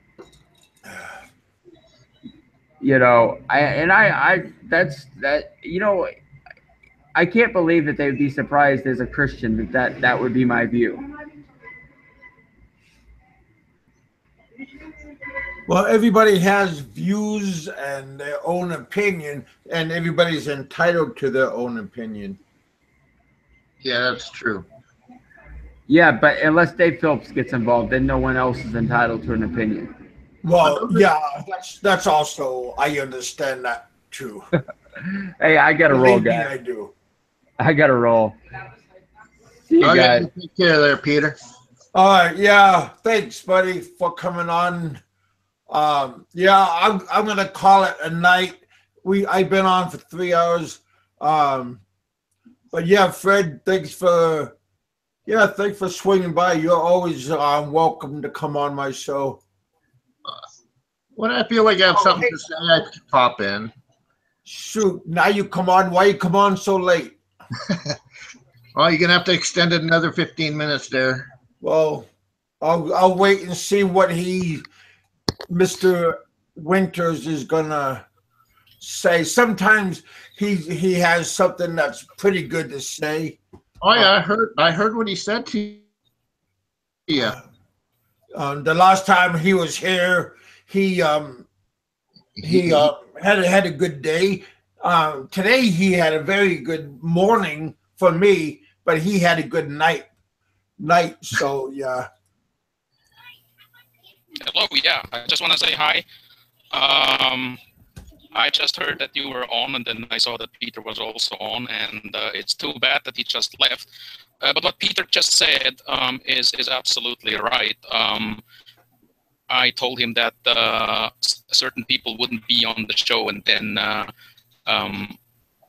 I was asked if they could come on, and then I sent out the link. So Peter was kind of he spoke the truth when he said that there was a condition for him to come on the show. You couldn't control yourself, or what? What happened? No, I told him. Peter said that there is one condition for him to come on the show, and he just basically said, "I don't want Roberto to come on the show." And then I said, "I think Roberto won't be around, and but I'll make sure that he's not there anyway." I said, and then Peter agreed to that. And then the thing was that Roberto actually asked me yesterday during the show, please send me the link. And I did not tell Roberto prior to the show that he can't come on the show. So I let him come on the show. So Peter was right about that when he felt like I misled him when it comes to that. Well, I hope you apologize for that, because that's actually, I'm very quick when it comes to that. I have sent him out an email, and usually I always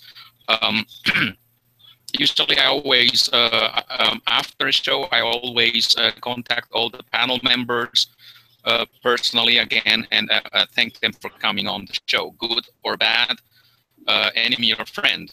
And I did the same with Peter, and Peter told me about his not being happy about what happened yesterday. And I told him I apologize for that because the thing is, we really had an agreement that I wouldn't let Roberto on the show. Oh. But well, Roberto's like a bulldog, so you got to be careful. yeah, no, I like Roberto, and then the thing is just that I did not tell Roberto, hey, Roberto, next time when Peter is on the show, I told him that you won't come on, that you won't be allowed to come on the show. That's a requirement, and I didn't do that. So I felt like I can't tell Roberto, hey, you can't come on the show, and I broke that agreement with Peter.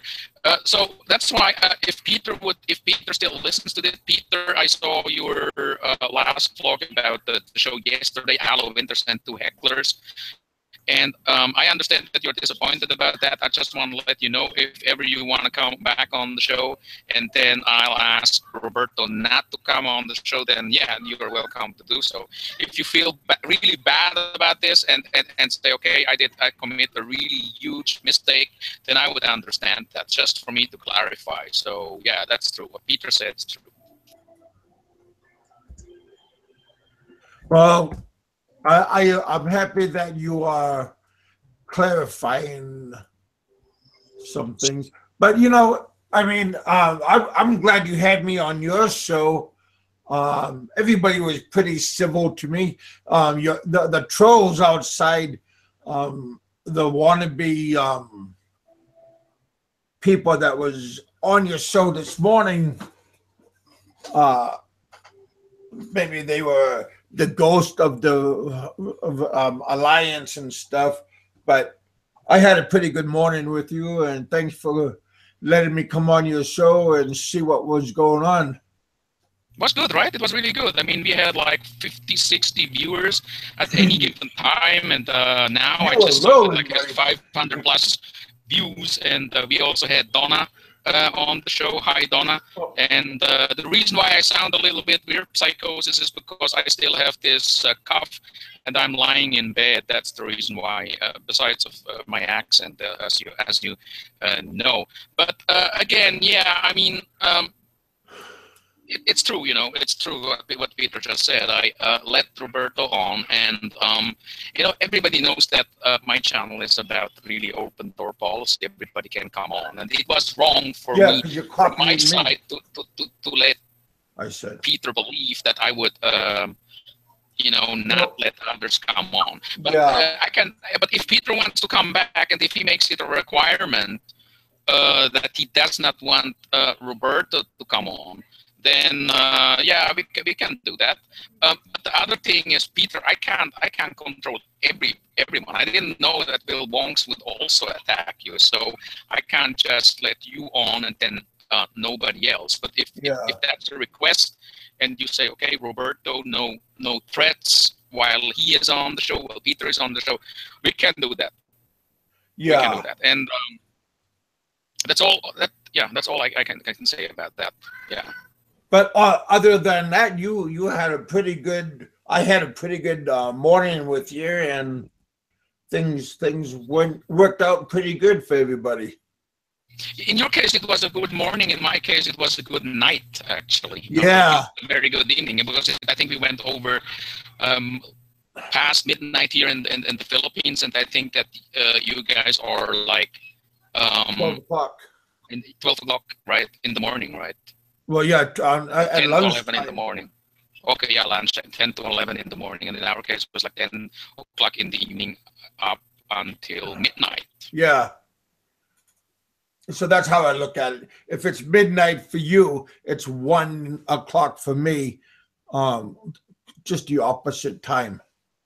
Like 12 to 13 hours time difference, right? Yeah. Yeah. But exactly. yeah, I had a good time. Those Alliance guys, they were trying to egg me on, but it was cool. I had a lot of support. Did you hear anything? Any reaction from your subs for being on the show yesterday, or anything? Nope. remember when you came on my show and you voiced your opinion. I demonetized it after the show. I just demonetized that show, and I had no problems with anybody disliking it. I got a lot of comments on that show. They're pretty positive, but yeah, it wasn't that bad. The Good Entertainment, or This is Good Entertainment blog, right? That's how you call it. Is that what you think? What did you get out of it? No, I mean the vlog. You named it Good. This is Good Entertainment, right? Or something like that. Okay, yeah. Mm-hmm. Oh no, I'm sorry. I was talking about today. Were you satisfied with the results that you had? The 60 views and multi people. Absolutely, because I saw it was a very good outcome. You know, because a lot of people tuned in, a lot of people listened to it, and a lot of people who didn't even comment because they were like because they're associated with the alliance, you know, they don't want to give me that feeling of triumph that they were on there, actually also listening. Yeah, but they were there, and judging from the thumbs up, thumbs down, it's pretty much like 50-50. You know, it's like 40 plus thumbs up and 40 plus thumbs down. And I believe over the next few days it might still change with a slight advantage for the thumbs down camp. So it's quite good. You know, I was very pleased with the outcome. And as I said earlier, it's kind of like 500 plus views right now, and that's not too bad for a channel. You know, it's not too bad for a channel like mine, which is really small, like 200 subs. Yeah, that's not too bad. I'm very glad. 400 today, so I'm kind of happy but, about that. Also, yeah, absolutely. And you know, in your case, Big Kev, because you do shows regularly, you are getting in all the new subs and you're getting the views. So I think you are doing really great. Roberto is on the show. Let's talk to him a little bit. Well, I mean, Roberto, all these different people that come on, you know, they're all like gems, you know. Okay, hello. I heard what you said earlier, man. Talking bad about me. Sorry. Tell you now. No, Roberto. After I get done with Peter, I'm gonna come after you. Okay. You know, that's really true. I told him Roberto won't be on the show. And, you know, I didn't really tell him I'll make sure that you can't come on. I just felt like you won't be around. And then once you were around, I thought like, okay, I still need to give you that link, you know, because I was not really crystal clear about it. I just said, okay, Peter, if that's the requirement, just come on. He's not around anyway. He was specifically mentioning you. You know, he said, I would be okay with everything. I just don't want Roberto to be on the show. And I said, you know, Roberto is not there anyway. And then here you go. Boom, you showed up. And then you said, hey, send me the link. And so how could I say no to that? If ever Peter, as I mentioned earlier, if ever Peter would say, hey, I want to come on the show again, but this time I want the crystal clear commitment from you, Alo, that Roberto won't come on the show, then yeah, I would ask you, Roberto, and say, hey, I'm planning a show next Wednesday or next Friday with Vandiver, and Roberto, he said you can't come on the show. Are you okay with that, right? And then you probably say, yeah, you're okay, and then I will let him know, and then it's all right. But you know, I guess I'm done with this because I don't think that Peter will ever come on my show again because he sees this as a trade. How should I say? I broke his trust, so to speak. You were betrayed, damn it! Listen to me. Yeah. He feels a little bit betrayed, and I understand that. You know, I admit that. And I somehow, yeah. Well, we know he's not a man, so if he's not man enough to come on the show, and maybe I will promise not to say anything to him. You know, give him a a space to talk, I mean, I'll do that. But I can't guarantee you that I won't come on, and you really can't stop me from coming on. No. Right? Yeah, that's true. Yeah, that's true. And you know, for me, it's also very hard not to send out the link, click on the button, and send out the link to the live chat, because I also just get carried away. You know, I don't want to start to be a man of principles and say I can't let you on the show and stuff like that. Just so you I just want to like send me. it out. Just say it. You don't want to be like me, a nice guy. No, you actually do the same, Big Kev. I think you send out the link anytime in Messenger, FB, and in the live chat. Everybody can come on. So I don't see any big difference between you and me when it comes to the open door policy. I got vision problems, and I'm sorry if I sent you the wrong link. I thought you were somebody else. And same with Roberto. I'm sorry. Okay, I apologize. It's the medicine. I didn't take my medicine at dinner time because I was going to come on, but you're making me want to take it now. Gentlemen, I want to give you a small update what is going on right now, and I think I'm allowed to speak about that. Steve Montelli has mentioned on my show yesterday that he wants to debate video freedom. And I contacted another vlogger whom I know is kind of close to him, and told him, please send Aaron an email. Tell him that Steve Montelli wants to debate him, because a couple of months earlier, as you guys remember, Aaron said, I will debate Steve Montelli anytime on any channel, doesn't matter where, I will do it. So I want to see if Aaron is up to is up to in for this, down for that. And right now we are still waiting for his reply, and then I will get in touch with Steve Montelli and tell him, okay, it's either a yes or it's a no. So if you guys out there could is do it going to your be a part, close? Is it going to be a close panel? Are you just going to have Montella? Yeah, you're gonna just have. What I would love to do, and it doesn't need to be on my channel. Actually, is what I would like to see, and I don't know if you guys would agree to that. Is just like Montelli versus Wilson, just like the two of them. No panel, no nothing, no referee, just like the two of these guys. Because I believe one of the things that they will talk about is probably because, you know, Aaron called Steve Montelli some sort of a drug addict, a psycho and stuff like that, addicted to pills and so on and so forth. And a lot of his fanboys, Aaron's fanboys, say exactly the same. I'm talking about Heminger and all these guys. They always kind of provoke Montelli about stuff like that. And, you know, both of them would agree. And I mean, I know I heard it by myself that Aaron actually said, hey, I want to debate Montelli. And Montelli says, I'll try to set this up and reach out to these guys. And, you know, I'm not really one of the closest associates of video freedom, so I let somebody else do it for me. And I hope that you guys out there who are listening right now could mention this and bring it up if you are still not blocked on his channel, and contact him and say, hey, Montelli is challenging you to a debate. And if he says no, that would be pretty lame, because he always says, hey, I will debate any of these guys, these expat guys, you know. And I would like to see that. I would like to see a Montelli versus Wilson debate. Everybody because has I his. told Montelli.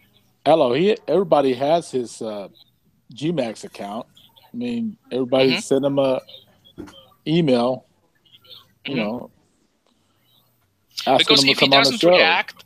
Yeah, if he doesn't react, what I'm planning to do is I will ask Montelli to come on my show, and then we do like a 3 or 4 minutes vlog where I say, this is a message for video freedom. And then I let Steve Montelli say what he got to say, you know, like, hey, this is Steve Montelli. I'm challenging Aaron for a debate, and let's do this. And then I will send the link to him, and then he will listen to it. And then I want you guys, if it gets to that point, I want you guys to go to that vlog and leave comments, encourage them to do this debate, and let video freedom see what you guys really want, because I think it would be a great show.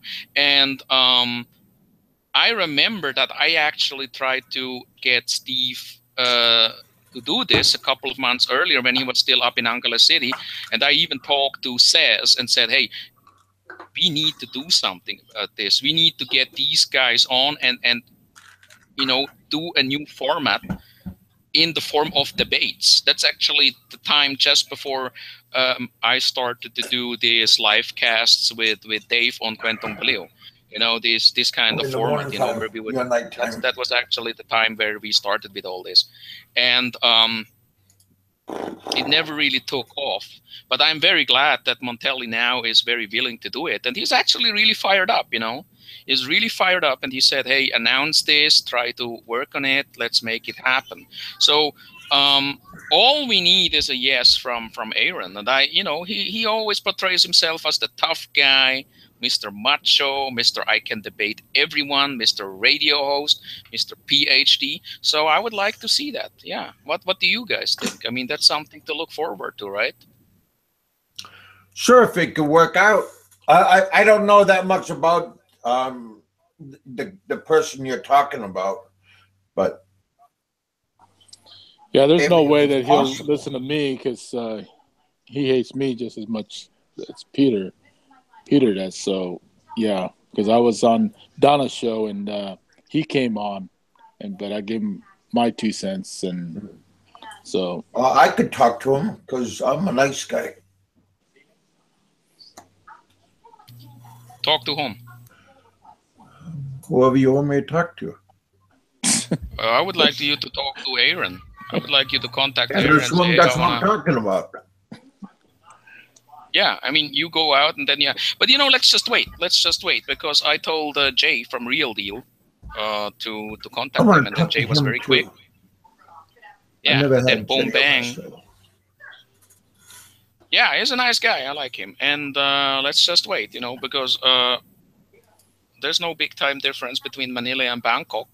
So let's see. I expect a reply probably tonight or tomorrow, and then we'll know. And it's either a yes or it's a no. If it's a yes, it's a go signal.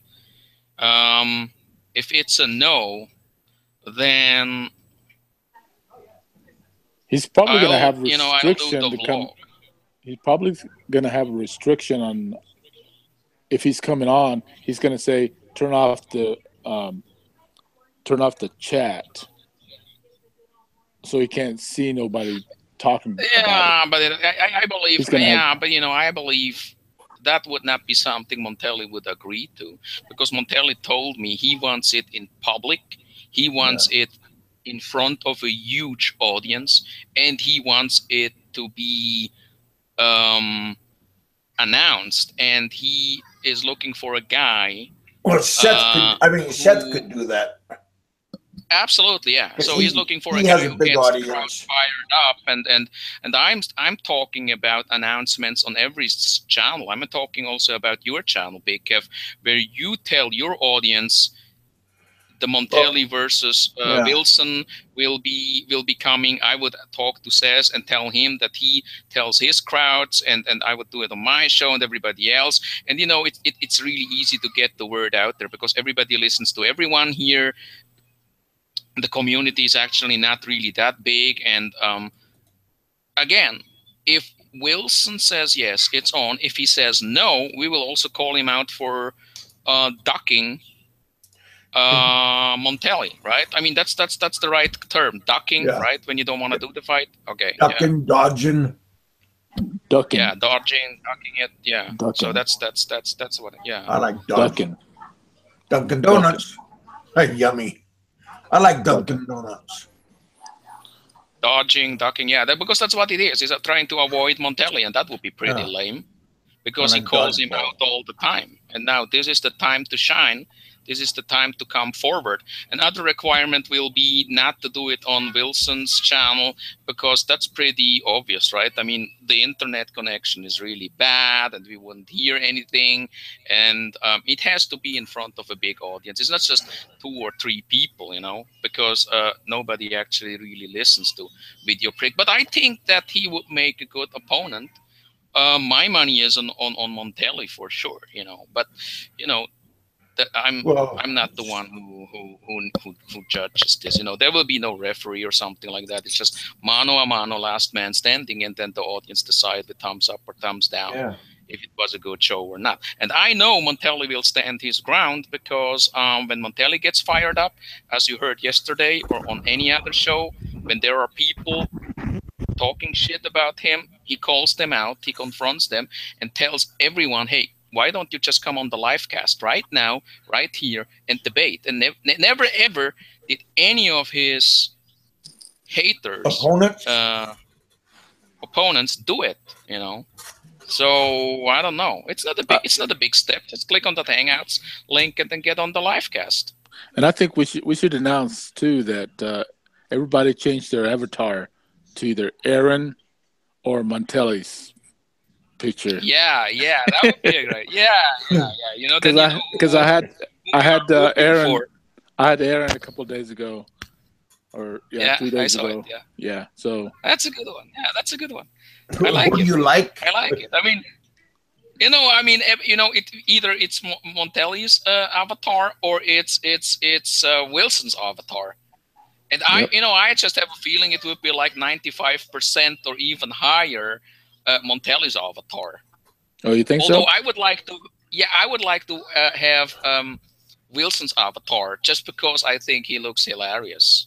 Yeah, me too. That's what I would say. I'd put it on just to piss him off, just to piss him off. So if you have his avatar, that means it's the opposite. Normally would say if you have his avatar, you pick his side, but if you have his avatar, you're against him. So if you're actually against, I understand the logic behind. So then in my case, I will show up with the Wilson avatar then. Okay, set it up, man. We're game.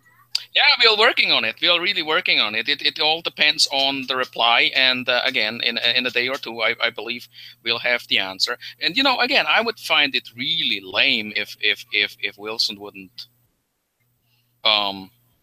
do it. I mean, it's basically like any channel. I mean, if he wants to do it on Say Style, if he wants to do it on Big Kev's channel, if he wants to do it on Rona's cooking channel, so be it, right? Rona's cooking sure.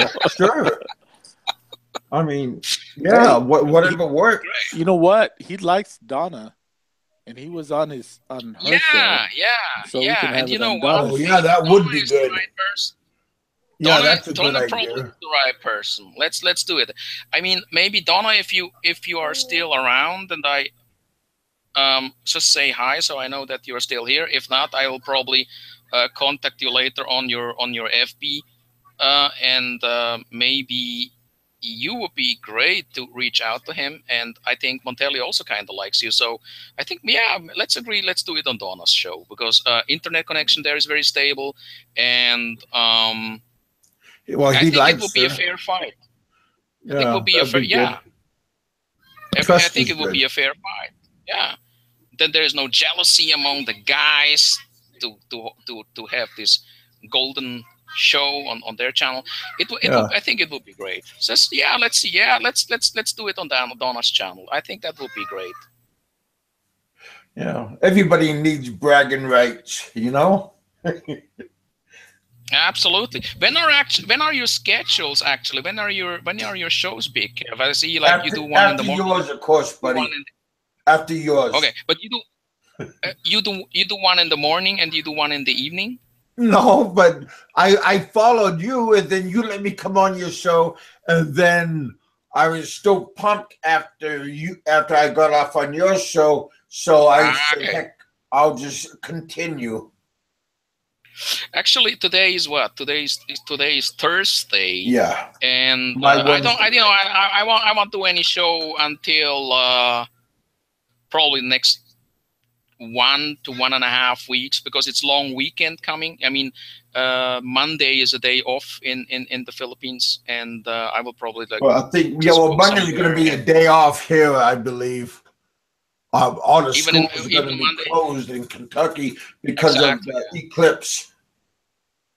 Okay, yeah, I understand. So I won't do any show anytime soon because I know everything has been said and done, and the next big thing would be this Aaron Wilson versus Montelli thing, and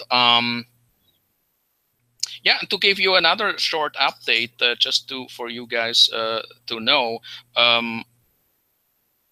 the veteran, the soldier from the alliance is on his way to the United States Embassy, and they will file some sort of a case because he felt like there is a terrorist threat to him and his family. And he actually told me that I should show up at the U.S. Embassy by tomorrow and talk to his terrorism expert team. Because I'm not even kidding you. I mean, to talk to his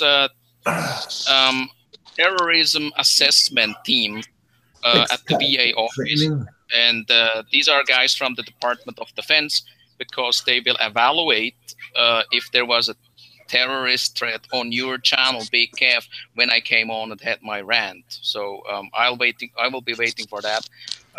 Probably, you know, if this is really true, I will probably be on ABS-CBN evening news because they would declare this that there was a terrorist threat made against an American guy, ex-military guy in the Philippines. So I'm looking forward to that. He sounds very, very serious, and he also told me I should not talk about this. So I hope he won't listen to this. And since it's just among us, nobody will really, you know, let him know about that. But you know, he's downloading all the blogs, and I know he has a lot of help, you know, with the other guys who just disappeared, the other army guys. They put all their hopes on him now, and then he is kind of like the lone ranger. Yeah, the Lone Ranger. I will do this for you, friends. Send me all the sound bites. Send me all the blogs. Because, you know, they have it all, you know. And then they will go to that anti-terrorism team at the U.S. Embassy, and then they will evaluate it, and probably a couple of Pentagon guys, and then, yeah. No, Alumanetti, they might send I'm not like kidding. a B-1 bomber and take you out. Yeah, I mean, I don't really know what they are up to, but I'm as I said, I should not talk about it. And yes, Aluminati, I'm absolutely serious. He is on his way to the United States Embassy, VA office, Pentagon guys, Department of Defense. He said that the threat was made that I would give his name to a terrorist organization, and he thinks that I have connections to a terrorist organization, and then that is in danger. And that's, well, I thought all of you guys were all buddies, and you guys were all hand in hand and singing Kumbaya. No, not really. You know, when you go to the United States Embassy and you talk to the anti-terrorism unit there, then I don't think I'm sure they're going to give him a platform to. I don't think that you can consider that friendship. You know, I mean, when was the last time you went to the embassy or talked to your contacts at the Department of Defense because you didn't like what this guy said on your show? Well, on your show or on any other show. So I expect that I don't know if it's the Navy SEALs or some, you know, other guy. You know, these guys who took down these guys who eliminated Osama bin Laden. You know, they would just come in the middle of the night. They will land with these Super Stallion helicopters in front of my house, and then they would just jump into my house. From a helicopter. I see it on TV, so it can be done. Their TV stuff is pretty, like Chuck Norris coming out of retirement. Yeah, then you know, John, he probably would. How should I say? Would probably write the book about it. You know, and then how I took down the hunt for the Jester or something like that, you know, the hunt for the Chester. Yeah, I just know you like to bring a lot of things and bring it and make me look like I'm the bad guy. Dang it. No, not really. No, they don't really think that you are the bad guy.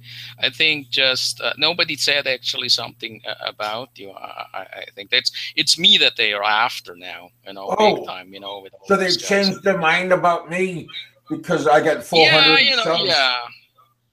yeah. You know, it's not because of the subs. They just thought that you are kind of like alone and nobody would I am support alone. you and There's nobody yeah, in but my you know, you are not really alone in the sense of nobody listens to and everybody will come after you, and that really backfired big time on them, because I believe that majority of the people, majority of the audience is actually behind you, based on the reactions and comments that I have read and I got what good I have seen and audience. heard about. Absolutely, yeah, my absolutely. audience is good. I mean, these guys. I mean, they actually ruined it. You know, they actually ruined it. I mean, they ruined their standing in the community, because that's something we care about. Else, they wouldn't have shut down all their channels and I'm their just some videos. fat guy, you know. I don't know why they're threatened by a fat guy. And those guys are all lean, mean fighting machines that was in the Navy when Captain Hook was there, and he eats his spinach, and I must be Bluto, I guess.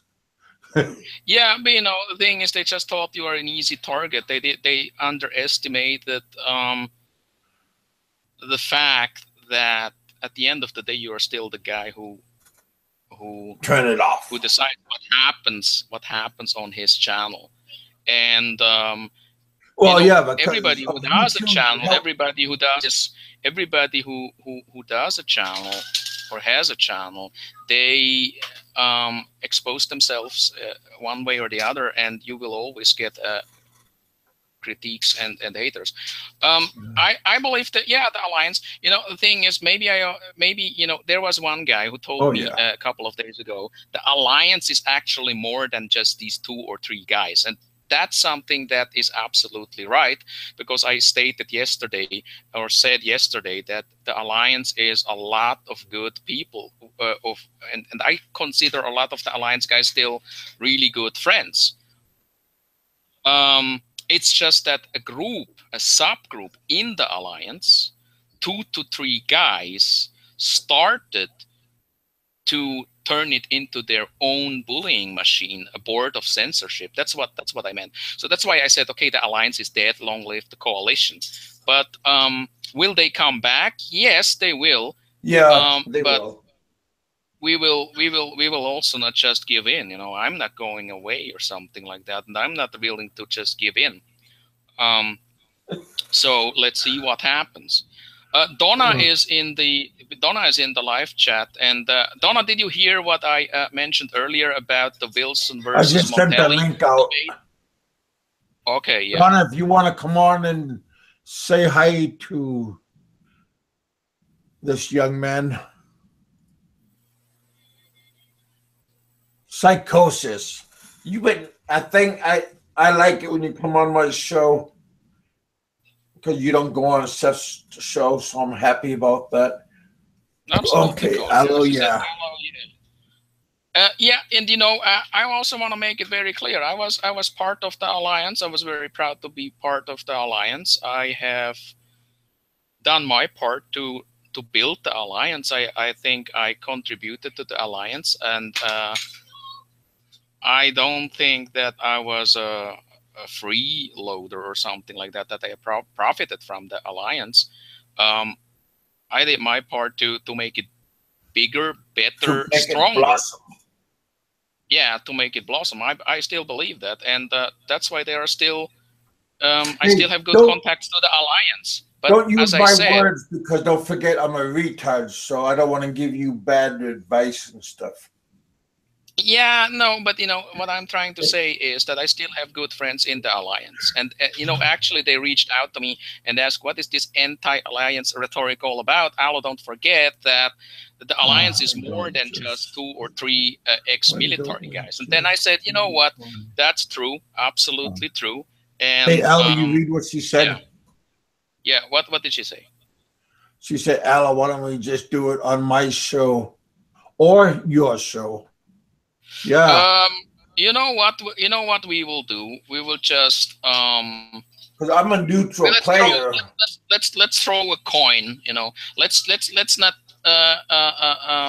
talk about these details right now, because I don't really care on whose show it will be. All I'm saying is we need to wait until Wilson says yes or no. And then, because I don't think that Wilson will come on my show, you know, because he doesn't like pink purses, he doesn't like the way how I talk, he doesn't like what I say. But does he like Seth? Because that's another good show. No, I don't think so. You know, I don't think so either. So I don't know what Wilson thinks about you. Might like me then, because I'm a likable person. Yeah, I'm not sure about that, but you know, you have your fans, you have your supporters, and we'll see. We'll figure it out later. But you know, I just want to be very clear about that. I still have friends in the alliance, and not everybody is bad in the alliance. It's just that some people, as I said, turned the alliance into something else, and that's something that. He hates Seth. Roberto just said. Well, I guess it's me then. Because everybody likes. Let's see. Yeah. Since you are the most ambitious guy in the community right now. I try to be. No, I'm serious. Should I invite everybody on my show? Nothing wrong with that. I'll go to my Facebook and start calling people. Yeah, exactly. And you are really good in that. You know, you're really good with that. You know, you always I'm trying to promote people to come and use all the media that you can. Yeah. Absolutely. Yeah, I think it would be great. So let's just find out. All right, and again, I'm gonna call this a night. It's been 4 hours I've been on. We got pretty good. Well, 36, 40 people we had. That was pretty decent. That's a good number. Yeah. But yeah, Aloe, try to get your connections and see if you could talk to people. Steve, he knows who I am, so I'm not going to screw nobody. Yeah. I'll keep you posted, okay? Because you're on my FB list anyway, so. Yeah, I know. Well, I talk to you almost once a day. Yeah, that's true. Yeah, that's one way or another, I say hi to you, or you say hi to me. You send me out the Hangouts link every day. Well, that's advertisement, buddy. Yeah, that's good. Yeah, I like it. No problem with that. Well, I give everybody opportunity because I want the same thing. We're all looking for opportunity. Exactly, that's true. All right, brother. Well, I'll talk to you guys tomorrow, probably, maybe. And you guys have a good night. I'd like to thank Mr. Aloe Winters for coming on our show. See, I say our because I have a big audience and I want to include them in like when you have a dinner and you feed everybody. Well, I'm feeding everybody entertainment and all this kind of stuff. So I want to include everybody. So I call it my show, our show. Okay, yeah, because that's good. Everybody good. gets something for it. Yeah, I want to say thank you very much for having me on the show. It's always a pleasure to be on your show, Big Kev. And I want to say thank you and see you soon to all the guys and the guys and the girl in the live chat. Thank you very much. She's a young lady, so yeah. But see, I'm almost like Aloe now. I'm not here to make friends, but if I do, I'm grateful what I get.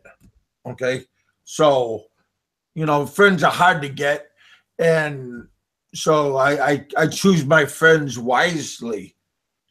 So I appreciate you guys coming on and listening to my babble. My topic today was what was it like when I first landed in U.S. Soil, and did anything happen?